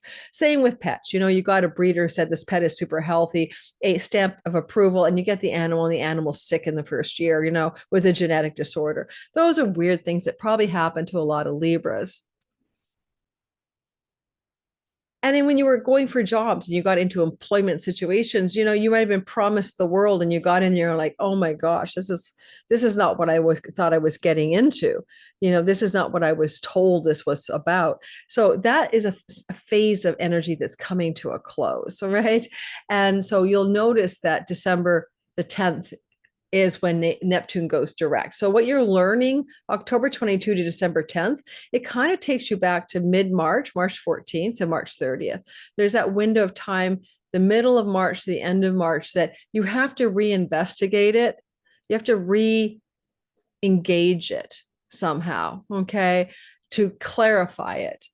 October 22 to December 10th. So you can go back, so you don't ever have to deal with these things again in work and health and pets and rentals and property rentals, in debts, having a debt, being confused about the debt structure. It's like getting a loan or a mortgage and finding out that there was a fine print that you didn't see where it was going to bump up every year by percentage point. What did I sign for debts and indebtedness? Confusion about your mortgage rates, confusion about your credit card debts. These are things that may have been challenging for some Libra since 2014. Also very strange situations with legal disputes as well that were very much not what they seemed on the surface. But anyway, that's ending. Good for you. No more of that. You're on the grand finale, the home stretch. We'll call it the home stretch. None of that in the next phase of your story. I cannot believe it's taking me this long to go through this video. I'm not complaining. I'm just noticing it. Yeah, I am for some reason just noticing. I'm on the slow-mo. It's okay. My watch time is down in my stats because I've been doing shorter videos, and that doesn't work for my ad revenue. They like longer watch time, so I'll work with it. Here we have it, Scorpio, sun, moon, and rising sign. And don't forget to like and subscribe if you're watching the premiere special. I always forget to remind people. That really helps my channel grow. So Scorpio, sun, moon, and rising sign is a sky that shows you the first ever time in this life that Saturn, March 30th, entered into your sixth house of work. Go back and, first of all, go talk to Libras and go back and listen a bit to what I said for Libra. They've been through this already. And so I should have advised everyone to go back and listen to the sign before you. So now you get this new adventure of, not Saturn, Neptune moving through Aries for the next 14 years. And it's exciting because it's going to make major changes in the areas of work, health, pets, rentals, and debts. We'll get to that. Could put you in work industries that are Neptunian, right? Filmmaking, storytelling, glamour, photography, music industry. And in the next 3 years, till 2028, you can make solid gains in those industries for your work, just so you know. But also, Scorpio, take a look at this story. What about the fact that there's this Pisces fifth house where Neptune was traveling since 2011? That's the old story that needs to finish up during this retrograde cycle of March 30th to December 10th. We're going to dive into what that means for you, because that is the house of romantic love. And I bet you have a few stories that you could share about how you were swindled and deluded by the Tinder swindler or the too good to be true romantic partner, the alcoholic, the addict, or the mentally unwell one. So because you lived with this story of Neptune in your fifth house of romantic and sexual love, and that could have led to sexual diseases as well. You know, you got into relationships, Scorpio, where you caught something from your partner. So that narrative is completing. You probably did find yourself in some very challenging relationships. Unfortunately, my Scorpio sun did get into a very difficult relationship during this transit. Thank God it didn't last. He's with a beautiful wife at this point. But I know a lot of Scorpios who went into very challenging love stories, or the love that they had, my true love, my true heart, you know, lied to them or deceived them, and they had to see what was real and true. And it was, you know, horrifically heartbreaking for those Scorpios that I know. Neptune here has also been in the past about your children, and your children may have had addictions or mental health challenges or shifting sands of confusion in their lives as well. This is your artistic and creative place. And any Scorpios listening, you've had Neptune in your fifth house of the Muse since 2011, finishing up completely, never to be seen again next February. It was good for the Muse. It was good for your music, your art, your imagination, your books, even some of you, your entrepreneurial energies being very creative over the course of that time frame. Now, what the real story is simple. This is like on March 30th. No, Neptune entered into the part of your sky that is that karmic sixth house, very karmic. And it's about work, and it's about pets and rental properties and confusions and illusions and delusions and indebtedness and loans, etc. Now, he entered there on March 30th, and he doesn't retrograde till July 4th. So in that window of time between March 30th and July 4th, you might have set yourself up, you know, with a bunch of fantasies that weren't true, or had foggy, confusing health problems that no one could find a solution to because they couldn't figure out what was wrong with you. Or, you know, the pet problem, right? I'm sure that I'd be great with a Mastiff, you know, and then you got a 400 square foot apartment. So there was a little bit of illusion or delusion around these matters, but then, or rental properties, rent your home out, rent a new property. Employees, you hired someone, they were awful, or you wanted to get a job and the job description wasn't true. And while you're pulling back on that, the fog bank is coming back, the fog's rolling on, the tide pool is showing you what's under the surface. What you see under the surface between July 4th and October 22 is very clarifying, right? What do you really want to do for a service and job? How do you really need to manage those debts? What kind of pet do you really want? What kind of rental property do you want to be a tenant of, or what kind of tenant do you want as a landlord? What karmic ties do you need to break in old relationship situations or circumstances that are no longer right for you? Those are thoughts and questions you might have between July 4th and October 22. And in that regard, you could be very clear-eyed and you could really move forward after that, knowing what you can do and what you can't do in that work, health, dog, pet, part of the sky.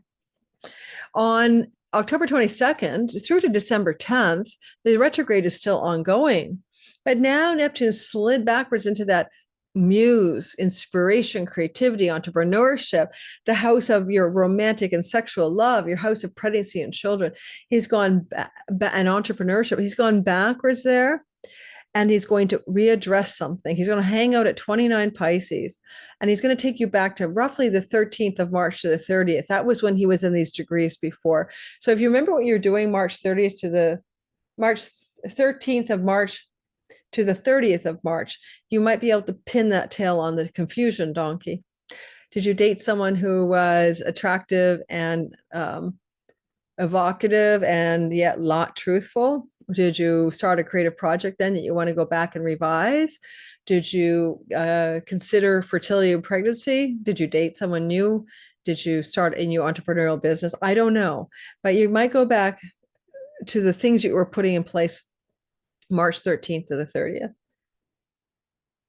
This is a kind of last in a lifetime. It is last in a lifetime. Because even though the retrograde of clarity is October 22 to December 10th, Neptune will, in February of next year, leave your fifth house forever. Now, he can translate that, all that creativity, all that inspiration, all of that can be moved over, and all that romance into a place of livelihood and work. So it's not necessarily the end of your creativity, but it's going to be now become a livelihood, to say a hobby. Fifth house is hobbies and pastimes and things you're just naturally good at. You can take those artistic, creative talents that Neptune may have amplified and move them into a full-time job, full-time livelihood. On September 23rd, a half degree of Aries, the Neptune Sun opposition is going to happen. That's a flashpoint of super powerful clarity about the whole meaning of the retrograde. And it can particularly illuminate the news story: job, work, health, pets, rentals, debts. That story has an illuminating flash of light for you. It's useful to put the date of the 23rd on the calendar, give or take a day or two on either side, and see what insights you're having regarding the Aries Neptune narrative, and see what clarity you get from that story at that time. All right, let's keep going. And I hope I'm not going too quickly for you guys, but I feel like I've been here for 1,000 years. And now we're doing Sagittarius. This is a new format. It's probably not staying, but I thought I'd try something different.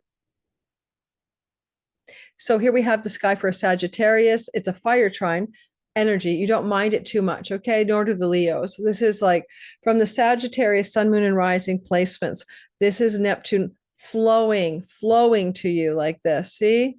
And so you're kind of like taking it on. It's the kind of backwards flow, backwash, but you're like, I love the vibe. The backwash feels really good. And so Neptune here can open up a lot of beautiful energy for you. And it puts you in touch with your dharma and your deepest purpose in life as well, but through the miasma of some confusion. And also we notice that the last of the retrogradations in Pisces will happen during this retrograde of July 4th to December 10th. And that will have you finishing up unfinished business to do with your family of origin, property, land, real estate, and childhood things. So let's break it down, shall we? So the first thing you need to know, or one of the things you need to know, is Neptune entered Aries on March 30th, and then on July 4th, you retrograded. So you're testing the new waters of a new story that is fresh and new. It's not something you've done before, so you have to get used to this new vibe. In other words, it's about romantic love. That's your fifth house. It's about children. It's about artists and creative and entrepreneurial gusto. Especially with Saturn there till 28, this is a time to get your art and your creativity and your imagination and your entrepreneurial instincts up and running, if ever uses your time. And Neptune retrograding here is one thing, but let's go back to direct motion on March 30th. it's possible March 30th to July 4th, you got yourself entangled in a fantasy romance, a new dreamy lover. Is that person true, or is it just these rose-colored glasses that you put on your eyeballs? I'm not telling you that the person isn't your person, because this transit will be in play for 14 years, and you can meet your dream partner, your twin flame, your soulmate, your karma mate, I don't know, some kind of like very mystical union could come your way. But on the other hand, you can also have that delusion, and you can be deluded by them. It might not be your problem. So you have to be careful during this transit. You have to watch out here. I talked about this already for the sign before you, Scorpios. Go listen to that for them, and also go talk to Scorpios. They'll tell you about their miasma of the deception and confusion and delusion and disappointment in some of these love stories they've gone through. Now, be very careful with Neptune in your fifth house for sexually transmitted illnesses. That's something you need to be very careful for in any sexual encounters over the next 14 years. Now, with this story of Neptune moving retrograde on the 4th of July to October 22nd, anything that you started in the house of romance March 30th needs to be readdressed, needs to be looked at more closely. The rose-colored glasses are shattering. However, also your art projects, your creative projects, your music, your photography, your entrepreneurial inspiration, you might have really hit the high marks there, March 30th to July 4th. I'm writing a book, I'm filming a video, I'm doing my thing. And now you have to go back. And well, going back and just be revising it, looking at it more squarely, getting more realistic about what parts of that story you're going to keep and let go of. And artists always revise stuff anyway. So this is the beginning of a revisionary energy, July 4th to October 22nd. Your children belong to the fifth house. You have them, then okay. Then they're going through this Neptunian journey. They might become more imaginal, but they may deal with mental health challenges. They may deal with some alcohol or substance abuse addictions over the course, I'm sorry to say, of 14 years. And you can be there to help them because you're trining them. All right. But, look for things going on with your kids as well. That started March 30th to July the 4th. And where you were watching out for them and maybe concerned about what they were going through, or you just watched out for them, I don't know. But July 4th to October 22, difficult illusions, delusions, mental health, addiction challenges, and children are on the radar. We're not talking about your 4-year-old, right? I want you to pay attention to September 23rd. That is when there is the opposition at 0.5 degree of Aries between the Sun in Libra and Neptune in Aries. That halfway point energy opens up a clarity and illumination and an insight about what the hell this whole fifth house story is about. If you think that your person is lying to you, if you're in a romantic engagement with someone who's a swindler, are you thinking that they're an alcoholic and not telling you? Are you wondering if they have like a psychiatric disorder? Well, then you're going to know more on the flashpoint of September 23rd. It's going to illuminate something for you about a romantic partner, a sexual situation, a creative art project, or a child. And that's going to be useful. So September 23rd, a few days on either side, is a time to look for those inbound insights and clarity. So don't forget, that's within that July 4th to October 22nd retrograde in Aries. Then on the 22nd, Neptune slides back into Pisces, hangs at 29 degrees, right? That's where he's going to like literally lounge forever. And I want you to think about what it is that you already learned in the past when Neptune was going through your 4th house, that now you want to finalize the grand lesson, right? My final lesson is, now, when Neptune was going through your 4th house, there could have been a lot of delusion and illusion and manipulation and deception regarding inheritances, family of origin monies, legacy wealth, property and real estate purchases and sales, matters connected to where you live. So my son's a Scorpio rising, and I'm on Sagittarius, matters to where you live. I would also tell you to be careful. Like, this is a small time frame. Okay, like it's going to want to deliver October 22 to December 10th, the grand clarity that you need, right? It could be literally about property deals, where you want to buy or sell a property. And therefore, if you're on the cusp of what should I buy, should I sell, what should I do? I kind of like October 22 to December 10th for that kind of, oh my God, now I see what's really there. If there's like rats in the basement, or there's water ingress in the, attic or something like that. So you definitely want to be able to look clearly at the situation for the first time ever, if ever, about what's going on, to especially do with water situations in a home, or infestations as well, Neptune, right? So infestations or water situations, land, property, and real estate clarity for you, October 22, right, to December the 10th. That's a retrograde. Now, childhood shit, my mom and dad were mean to me, whatever. Your childhood is down there. So now you're going to have the last chance saloon to clear the fog of all the miasma, of all the childhood stuff that has not been good for your soul. It's got spiritual liberation written all over it, moksha liberation from the bonds and chains of your childhood. Use the retrograde to get the clarity you need to spring forward in life so that you can be free of that stuff, and you can move into your fifth house of joy and creativity and art and inspiration and fun and pleasure and the use of your natural talents and gifts in the world, which Neptune will help you do in Aries for the next 14 years. So this is a last grand slam to undo the childhood stuff, especially alcoholism, addiction, or escapism coming off the parental structures, how you might still fall into those patterns without meaning to, and how you can finally let them go. Escapism doesn't have to be a substance. We can escape into Netflix. We can escape into books. Where are you trying to get the hell out of Dodge, out of reality? And family patterns around escapism can be really cleared up October 22, December 10th. And the next year, in February, Neptune is done forever and for good.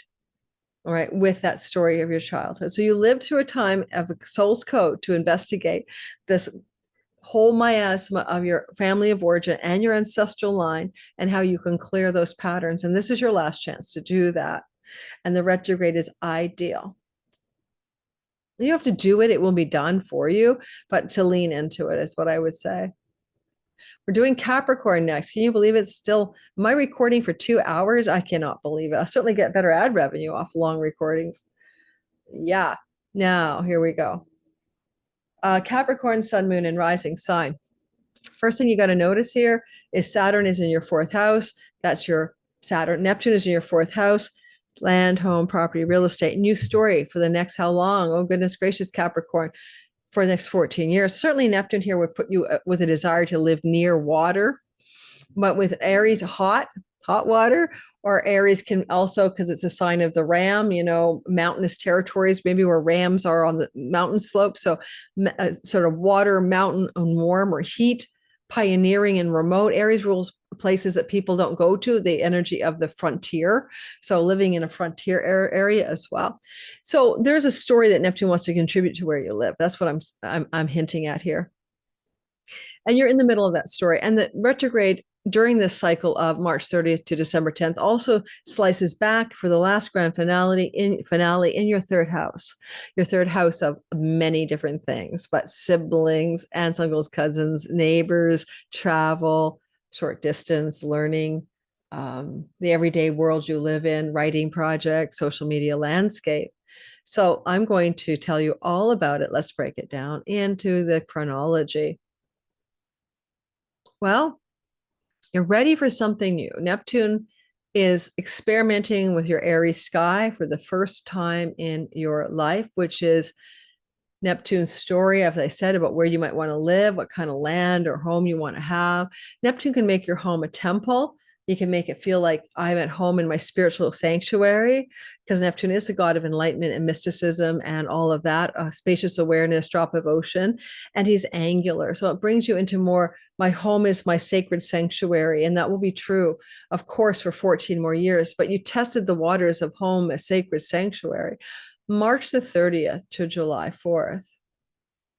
And during that time, you might have been looking for mystical encounters within your own home, or within the home life, or within your domicile. And maybe you've been in a very interior spiritual quest in the home, from the home, and at the home. when it comes to where you live, Neptune, as I said, I gave you the hint up front, but Neptune can give you some miasmas of confusion, especially on water ingress or infestations here. And over the next 14 years, you will have to be careful around getting literally don't buy a new property if you can with a Neptune direct. Okay, wait till the retrograde because you will miss something. You won't see what's really there. Even renting a property, same advice. Now, March the 30th, that's when Neptune entered Aries. July the 4th, he's retrograding. I think I need water. And in his retrogradation, going backwards, he's taking you back through time. From July 4th to October 22, he's saying, investigate March 30th to July 4th. What were you doing then that you're now going to go back over with more clarity, less delusion, more certainty, less deception or self-deception? It could be a really good time, July 4th to October 22, to decide on a home, to buy a home, rent a home, move your home, because you're not going to miss a thing. You're going to know exactly where you should be, and you're going to have clear sight. Now, Saturn is supporting you to find a long-term home, a forever home, so to speak, a solid home. And Saturn is until September 1st with Neptune. So it can be useful, even July 4th to September 1st, to really think about land, property, home, rental, real estate, and what you really want there. Okay.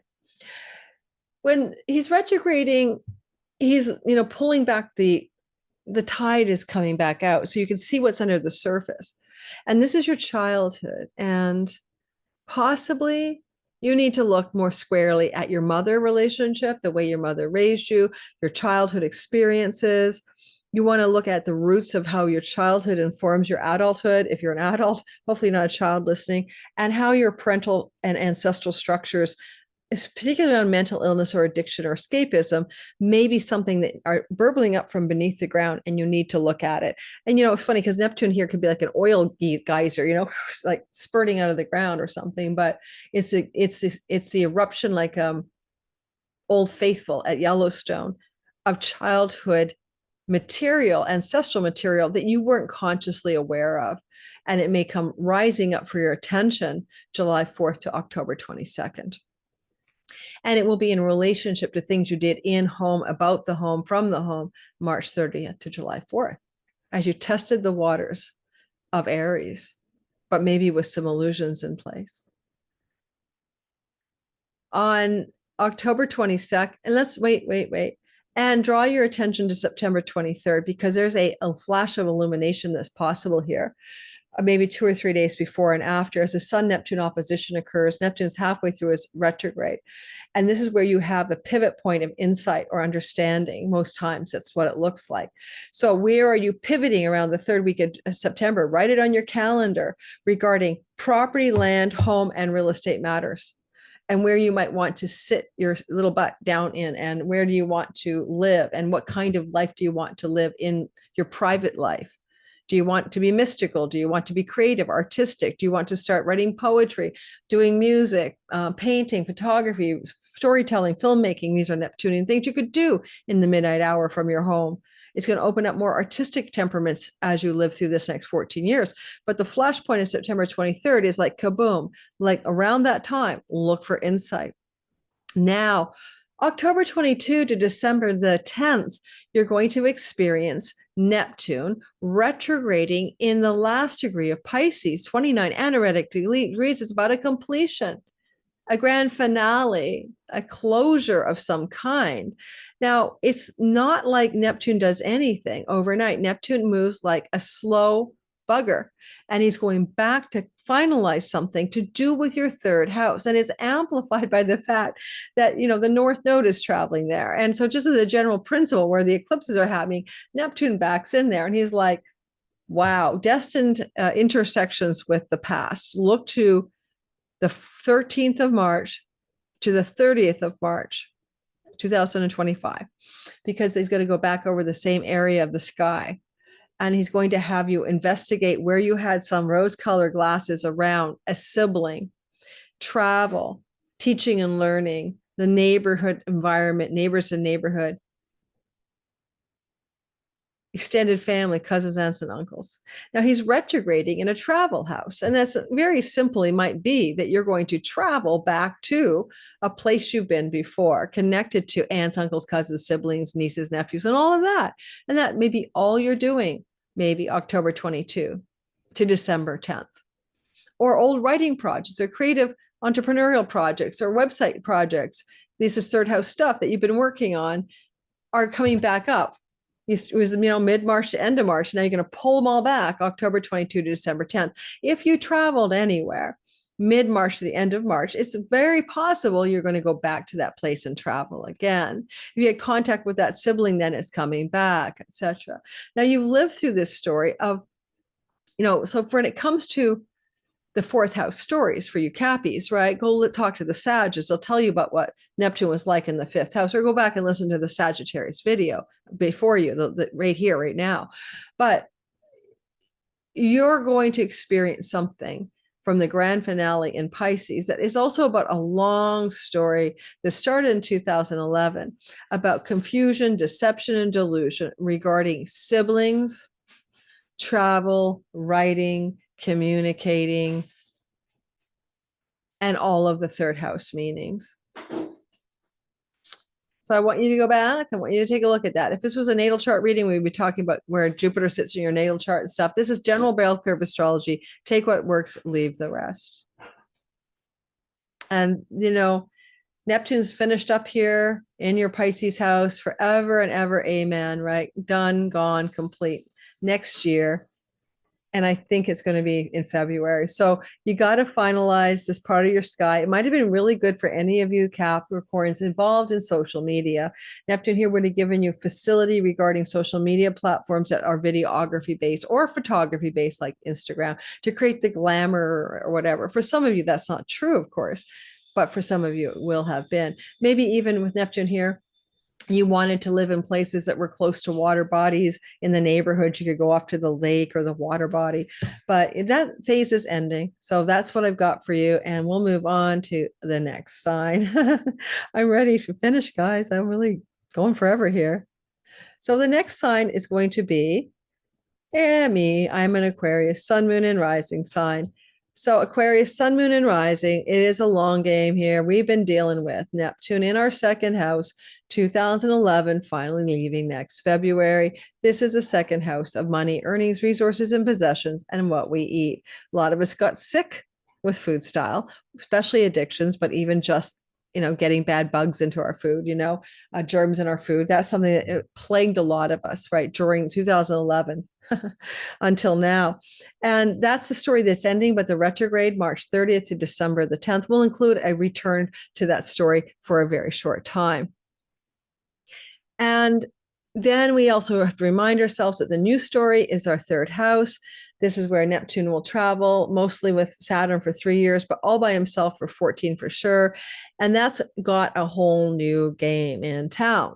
It can really increase a lot of success in writing, communicating, marketing, selling, entrepreneurship, social media platforms, etc. It can also really increase our focus on travel for mystical and spiritual reasons, and teaching and learning in mystical and spiritual focus points. So let's break that down, shall we, for you at this time. I'm so thirsty. I'll just pause the recording. All right, guys, I think I've been talking for 1 hour and 45 minutes. It could be 2. Let's see how long this video is when we're done. Don't forget to like and subscribe. It helps the channel grow. Oh, I did that already. I'm on my new format. So let's talk about it. I'm an Aquarius rising. This is good for sun and moon as well. Always watch my beginning of my videos where I explain how to understand sun, moon, and rising.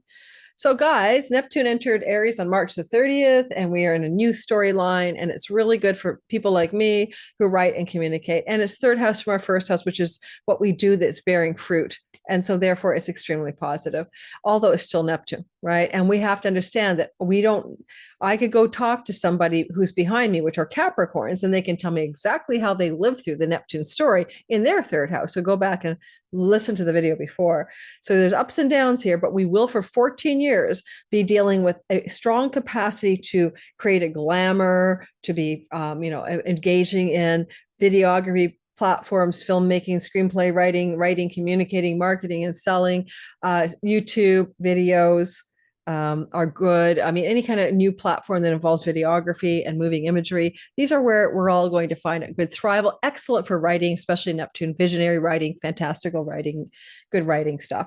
Now, with Neptune moving into this part of the sky, and he's only tested the waters, right? March the 30th to July the 4th. We don't know what it's really for yet. And yes, Saturn's been co-attending there for a bit of it, the end of May to September 1st. So kind of solidifying it. But we don't know what the big picture is till next year when both Saturn and Neptune align there in a conjunction next spring.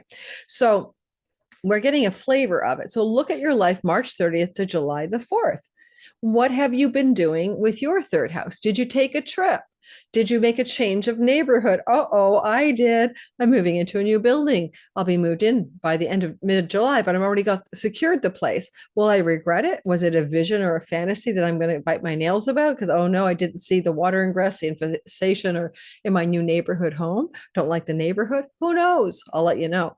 But also Neptune here could elude or delude us regarding our ideas. We think and we ideate here, and we may have some grand plans and ideas that really aren't going to work out. We'll have to pull back the throttle as we get the clarity we need July 4th to October 22, when he's retrograde within Aries specifically. If you have a situation with a sibling, an uncle, cousin, niece, or nephew, or neighbor or neighborhood settings that has been active for you March 30th to July 4th, now you're going to see what's really there underneath the surface. No more confusion, illusion, and rose-colored glasses. You'll get a clear bead on it. You know, even with writing projects, for example, I'll use me, my agent, Eileen, wants me to get the darn proposal done for my astrology book. And I do want to do it, but I haven't had a chance. I've been too busy. I'm glad I didn't start creating that March the 30th, July the 4th. I would have done something that was illusion, delusion, not possibly a seller on the open market of general astrology. So I have a direct motion Neptune to give me an illusion, and I have a retrograde for that writing project July 4th to October 22 to create a proposal that's more realistic. That's an example. So third house matters are those people from your childhood, like the friends from high school and university and even elementary. Maybe there's some of those people coming back to you from the past. Is sibling one younger than you, and Neptune retrograde could draw your attention to that sibling March 30th to July 4th in some way that is essential because you weren't seeing them clearly March 30th to July 4th, or things between you were muddled. Travel anywhere. Okay, so did you travel somewhere March 30th to July the 4th? Did you travel somewhere that in that window of time?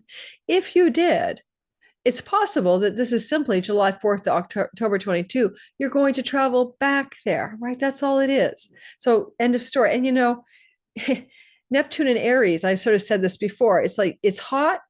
It could be on a hillside. It could be remote and frontier-like and near some water. It can have all of those things together. Alrighty. Now, people who are third house, right, can be those everyday people that you encounter. And they may have some of them like everyday folks, you know, my grocer, my best friend who lives next door, my neighbor, and there may have been some misperceptions about them, or they may have presented themselves in a way that wasn't true March 30th to July 4th. And now, July 4th to October 22, you see that your neighbor is a kleptomaniac and that your other neighbor is, you know, an alcoholic. That's why they're always so happy or something until they're not. You can see those people around you with more clarity on the daily, the people you encounter on the daily. And so there's that as well.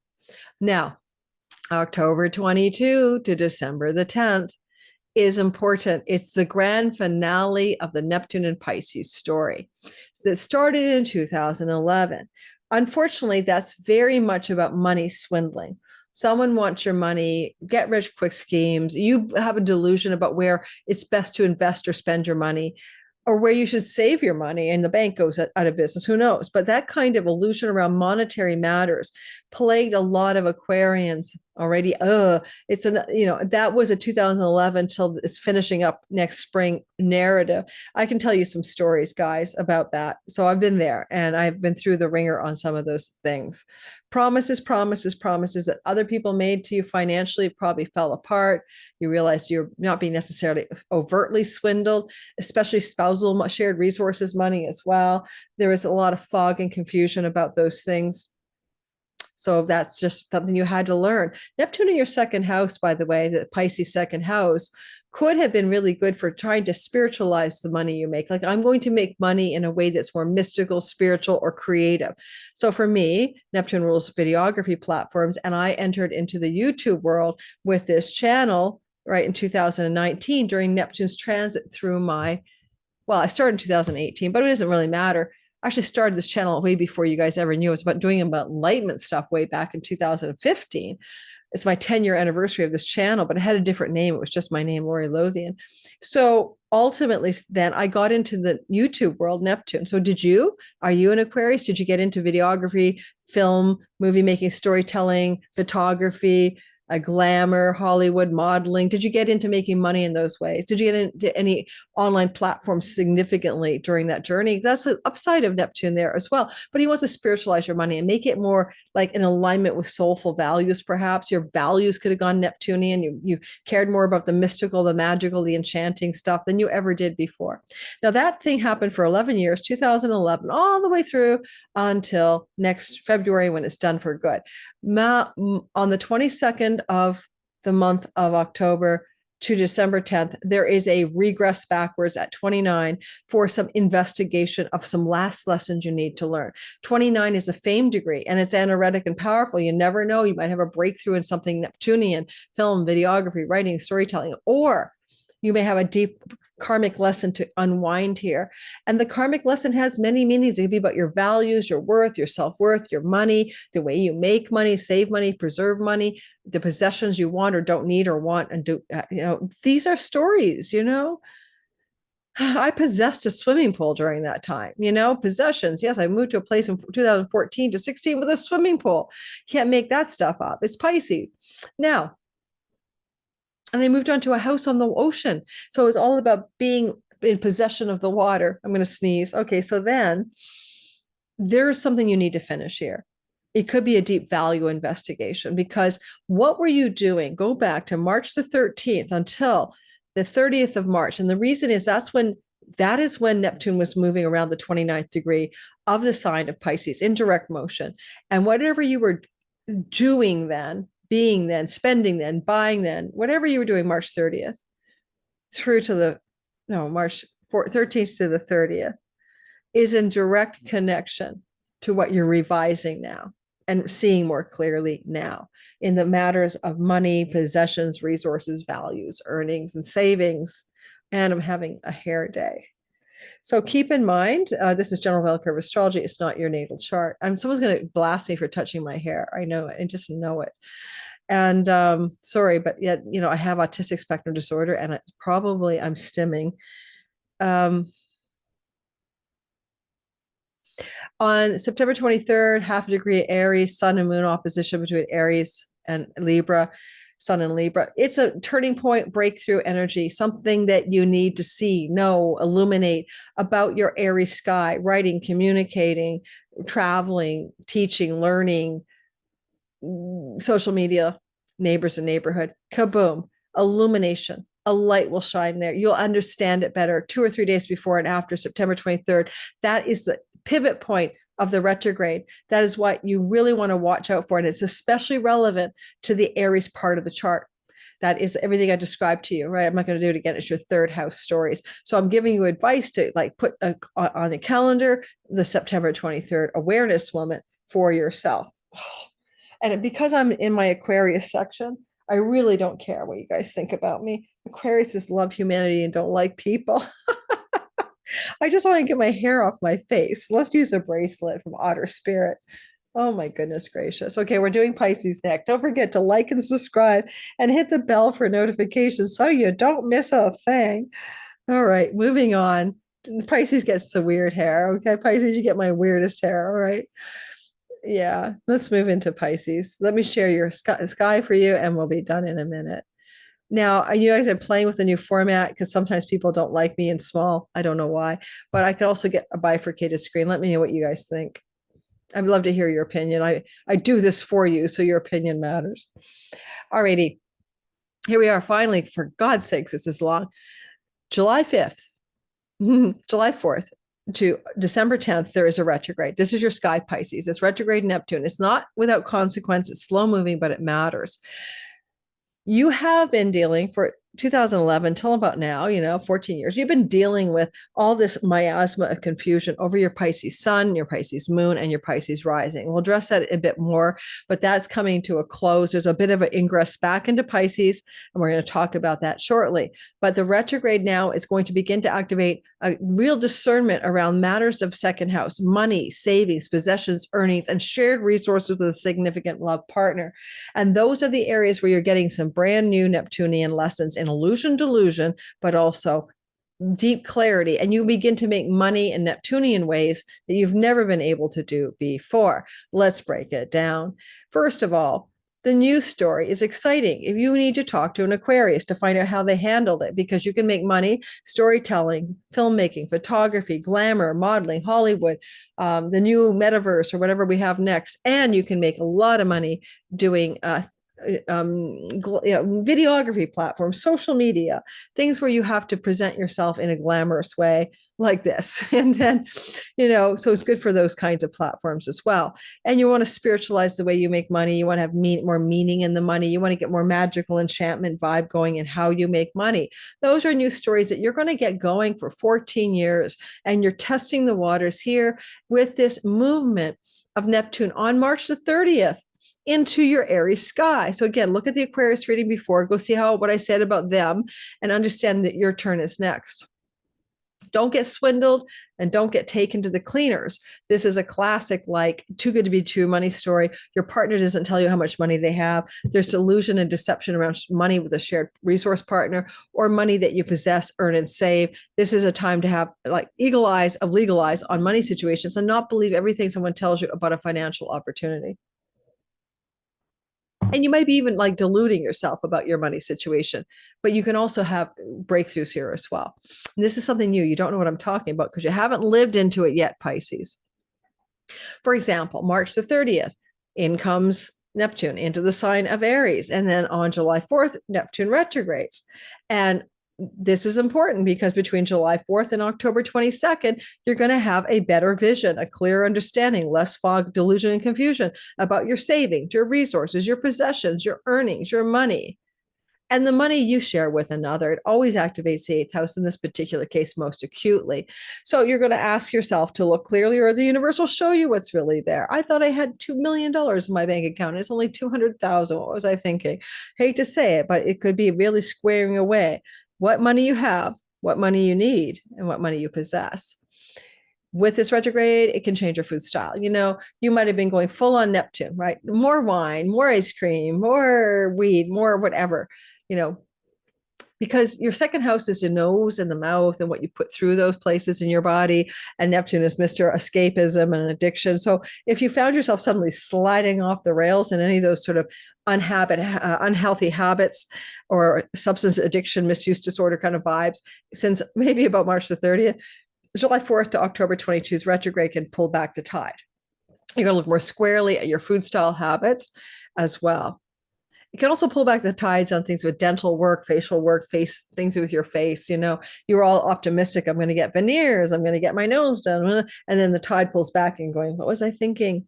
What was I thinking? That's not going to work, or I can't afford it. Your value system is in your second house too. So what values were you trying on for size March 30th to July 4th?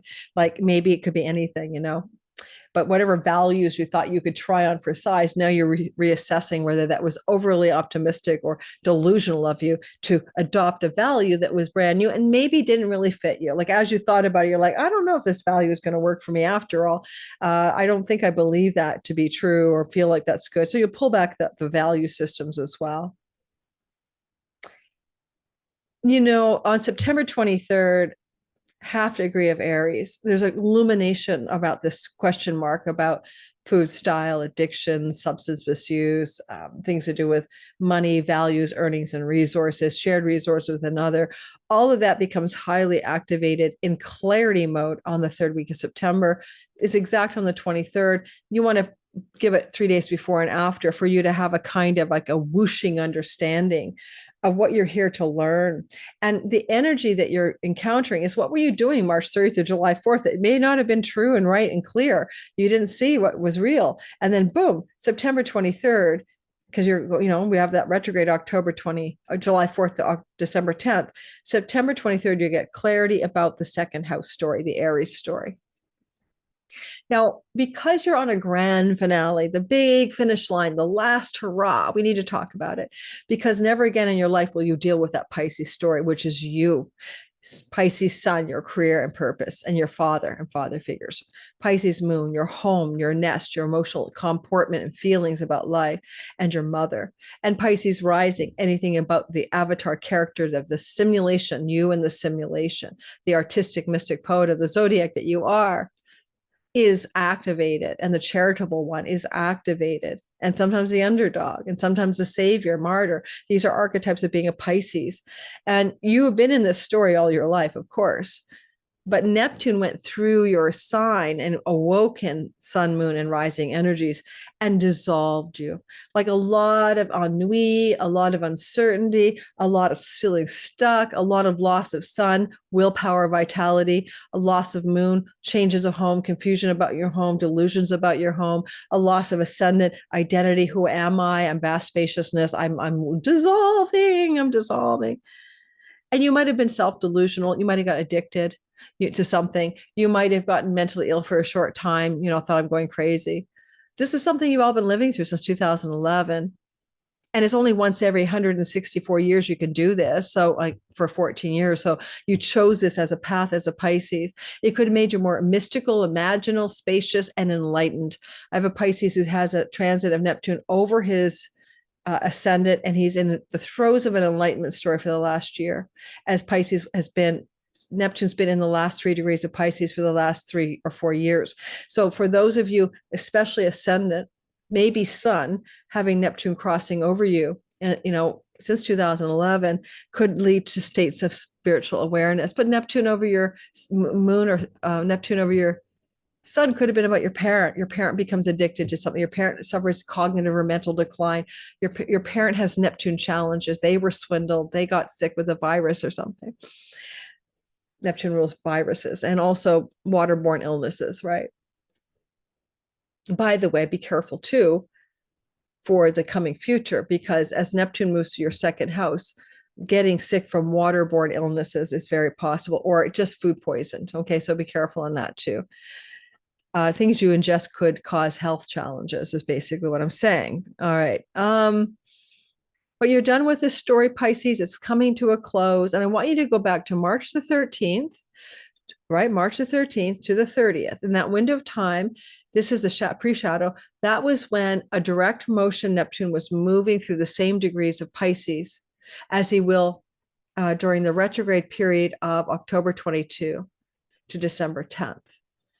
So what were you doing the last 2 weeks, basically, of March, when it comes to your identity, your home for your Pisces sun, your career path and purpose, your moon, your home life?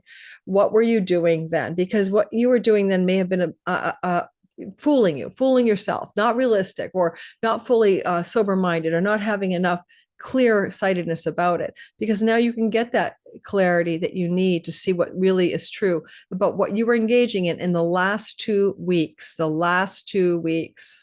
of March.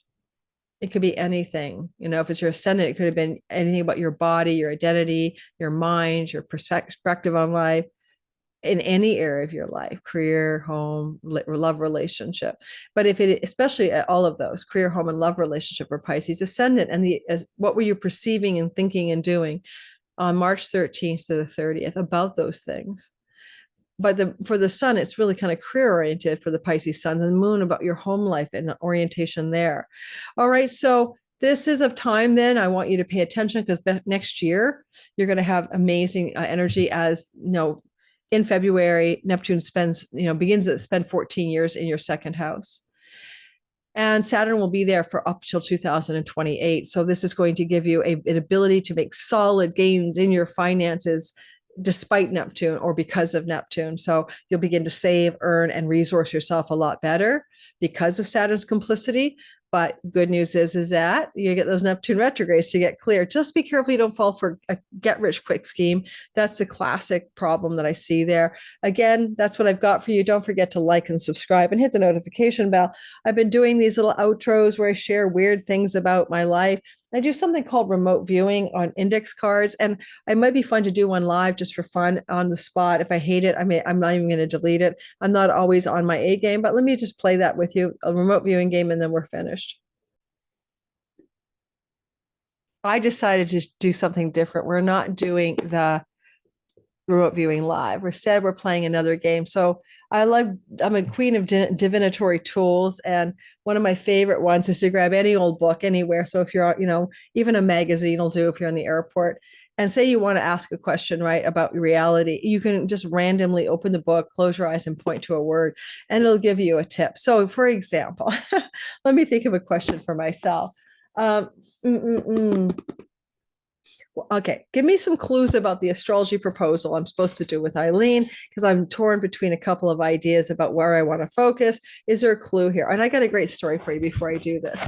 Years ago, I was on a BBC documentary, and it was on the frontiers of consciousness research. Now, I had been recruited by Dale Graff, that's his name, Google him. He was with the NSA. He was a recruiter for the Stargate program. Those were the remote viewers involved in the Princeton University, I think, Paralab, the NSA at Fort Meade, and they were testing whether psychics could basically, through a protocol of remote viewing, which is to clear your meaning-making mind and just get snippets of images, like a square, a steeple, this or that. And the whole point of the remote viewing was that you're supposed to be able to get these psychics to see like missile silos and where are they, what's underneath the ground. And it was going to be used for intelligence gathering. And I was trained by Dale Graff. I took a class with him after Stargate broke down and everybody knew about it in 1997. It went Black Ops. I think it went covert. I don't think Congress stopped paying for that kind of intelligence gathering way of doing it. And so I took a class with him because I want to build up this whole story to understand this technique. Okay. Is connected. Anyway, I took a class with him. I was with 10 other people in his Chesapeake Bay home. And it was 2 days, Saturday and Sunday, and all day long, developing our talents, learning the protocol. And at the end, we had a test, and we all had the same test. He handed an envelope around the circle in the living room. There was guys and girls. I was like a psychic reader at the time in my profession, talking to dead people for clients around the world. So I knew I was psychic. I wanted to learn a new technique anyway. And so the envelope is going around, and we all had to kind of hold it for a minute. We got for 5 minutes each. And then we had to like tune in, and we had a notepad to write down what we got. And it went on to the next person, write down the shapes, the images, the colors, the sounds. And people went around and said, one person said water. Another person said they saw a gray. Another person said, I think I saw a square. It comes to me and I'm like, okay, guys, well, now here's what I actually saw. I heard roaring water. I saw the shape of a horseshoe, and I saw an eagle flying over the sky. Well, I had an eagle totem animal at the time. So I was into my shamanic realm. So I thought, that's just my spirit guide. That's just my animal. But I'd like to hear the answer. But I thought, well, a horseshoe shape and roaring water, that makes me think of Niagara Falls, the Horseshoe Falls. You're not supposed to do that in remote viewing. Just keep it simple. There's a horseshoe shape, there's roaring water. And I kept the eagle out because I thought that was just my own interference. Well, then when we're all done, I had said horseshoe shaped roaring water. I think it's Niagara Falls. I said that aloud. And then the envelope went around, and he came to me and he says, you open the envelope. And I opened it up, and the image was an eagle in the sky flying, a bald eagle. That's what I saw, flying over Niagara Falls. Yeah. So then he was totally smitten with me, and he trained me privately to do a BBC documentary because his main reviewer got sick or couldn't do it. And so I was filmed by the BBC in a long documentary, and I don't know how long my segment was. This is back in 1997 or 98. I was pregnant with my daughter, 1998. I think it was 1998. And it was. I was pregnant during the time. Anyway, so the whole point of the story is I'm shy and I'm autistic and I'm nervous. I do not want to get in front of a camera in front of the BBC and be filmed doing a live remote viewing session. And I'm just like, I can't do this. I can't do this. I can't do this. And I started to feel sick the day before the session. And he's got no one else to back me up if I don't show up. And he's been training me privately for this, making sure I got the protocol right. And oh my God. and I was just going to bail. I really felt so bad about it, but I couldn't get the energy and the courage to do it. Especially I could be bad and a whole camera crew's filming me and I could not duplicate my success stories. I'm like very nervous. And I started to feel fluish, by the way. And I did get the flu. I had the flu and I was in bed for 3 days after the filming. But I did this technique and I opened it up and I said, should I go film the BBC documentary tomorrow? Let the universe tell me through my random opening. And what I got was that word oracle out of a dictionary. And I said, okay, go. You can still do it. You can be the oracle. I'm born with the oracle of Delphi conjunct Jupiter in my house of earnings. So there you go. So let's go ahead just for fun. Like what? Well, let's not do me. Let's do something about the world. No, I don't want to do the world. So if I was to say, like, tell me, give me some guidance about the topic of my book proposal for astrology, and I was to touch it like on the thing, and what's the word I'm on?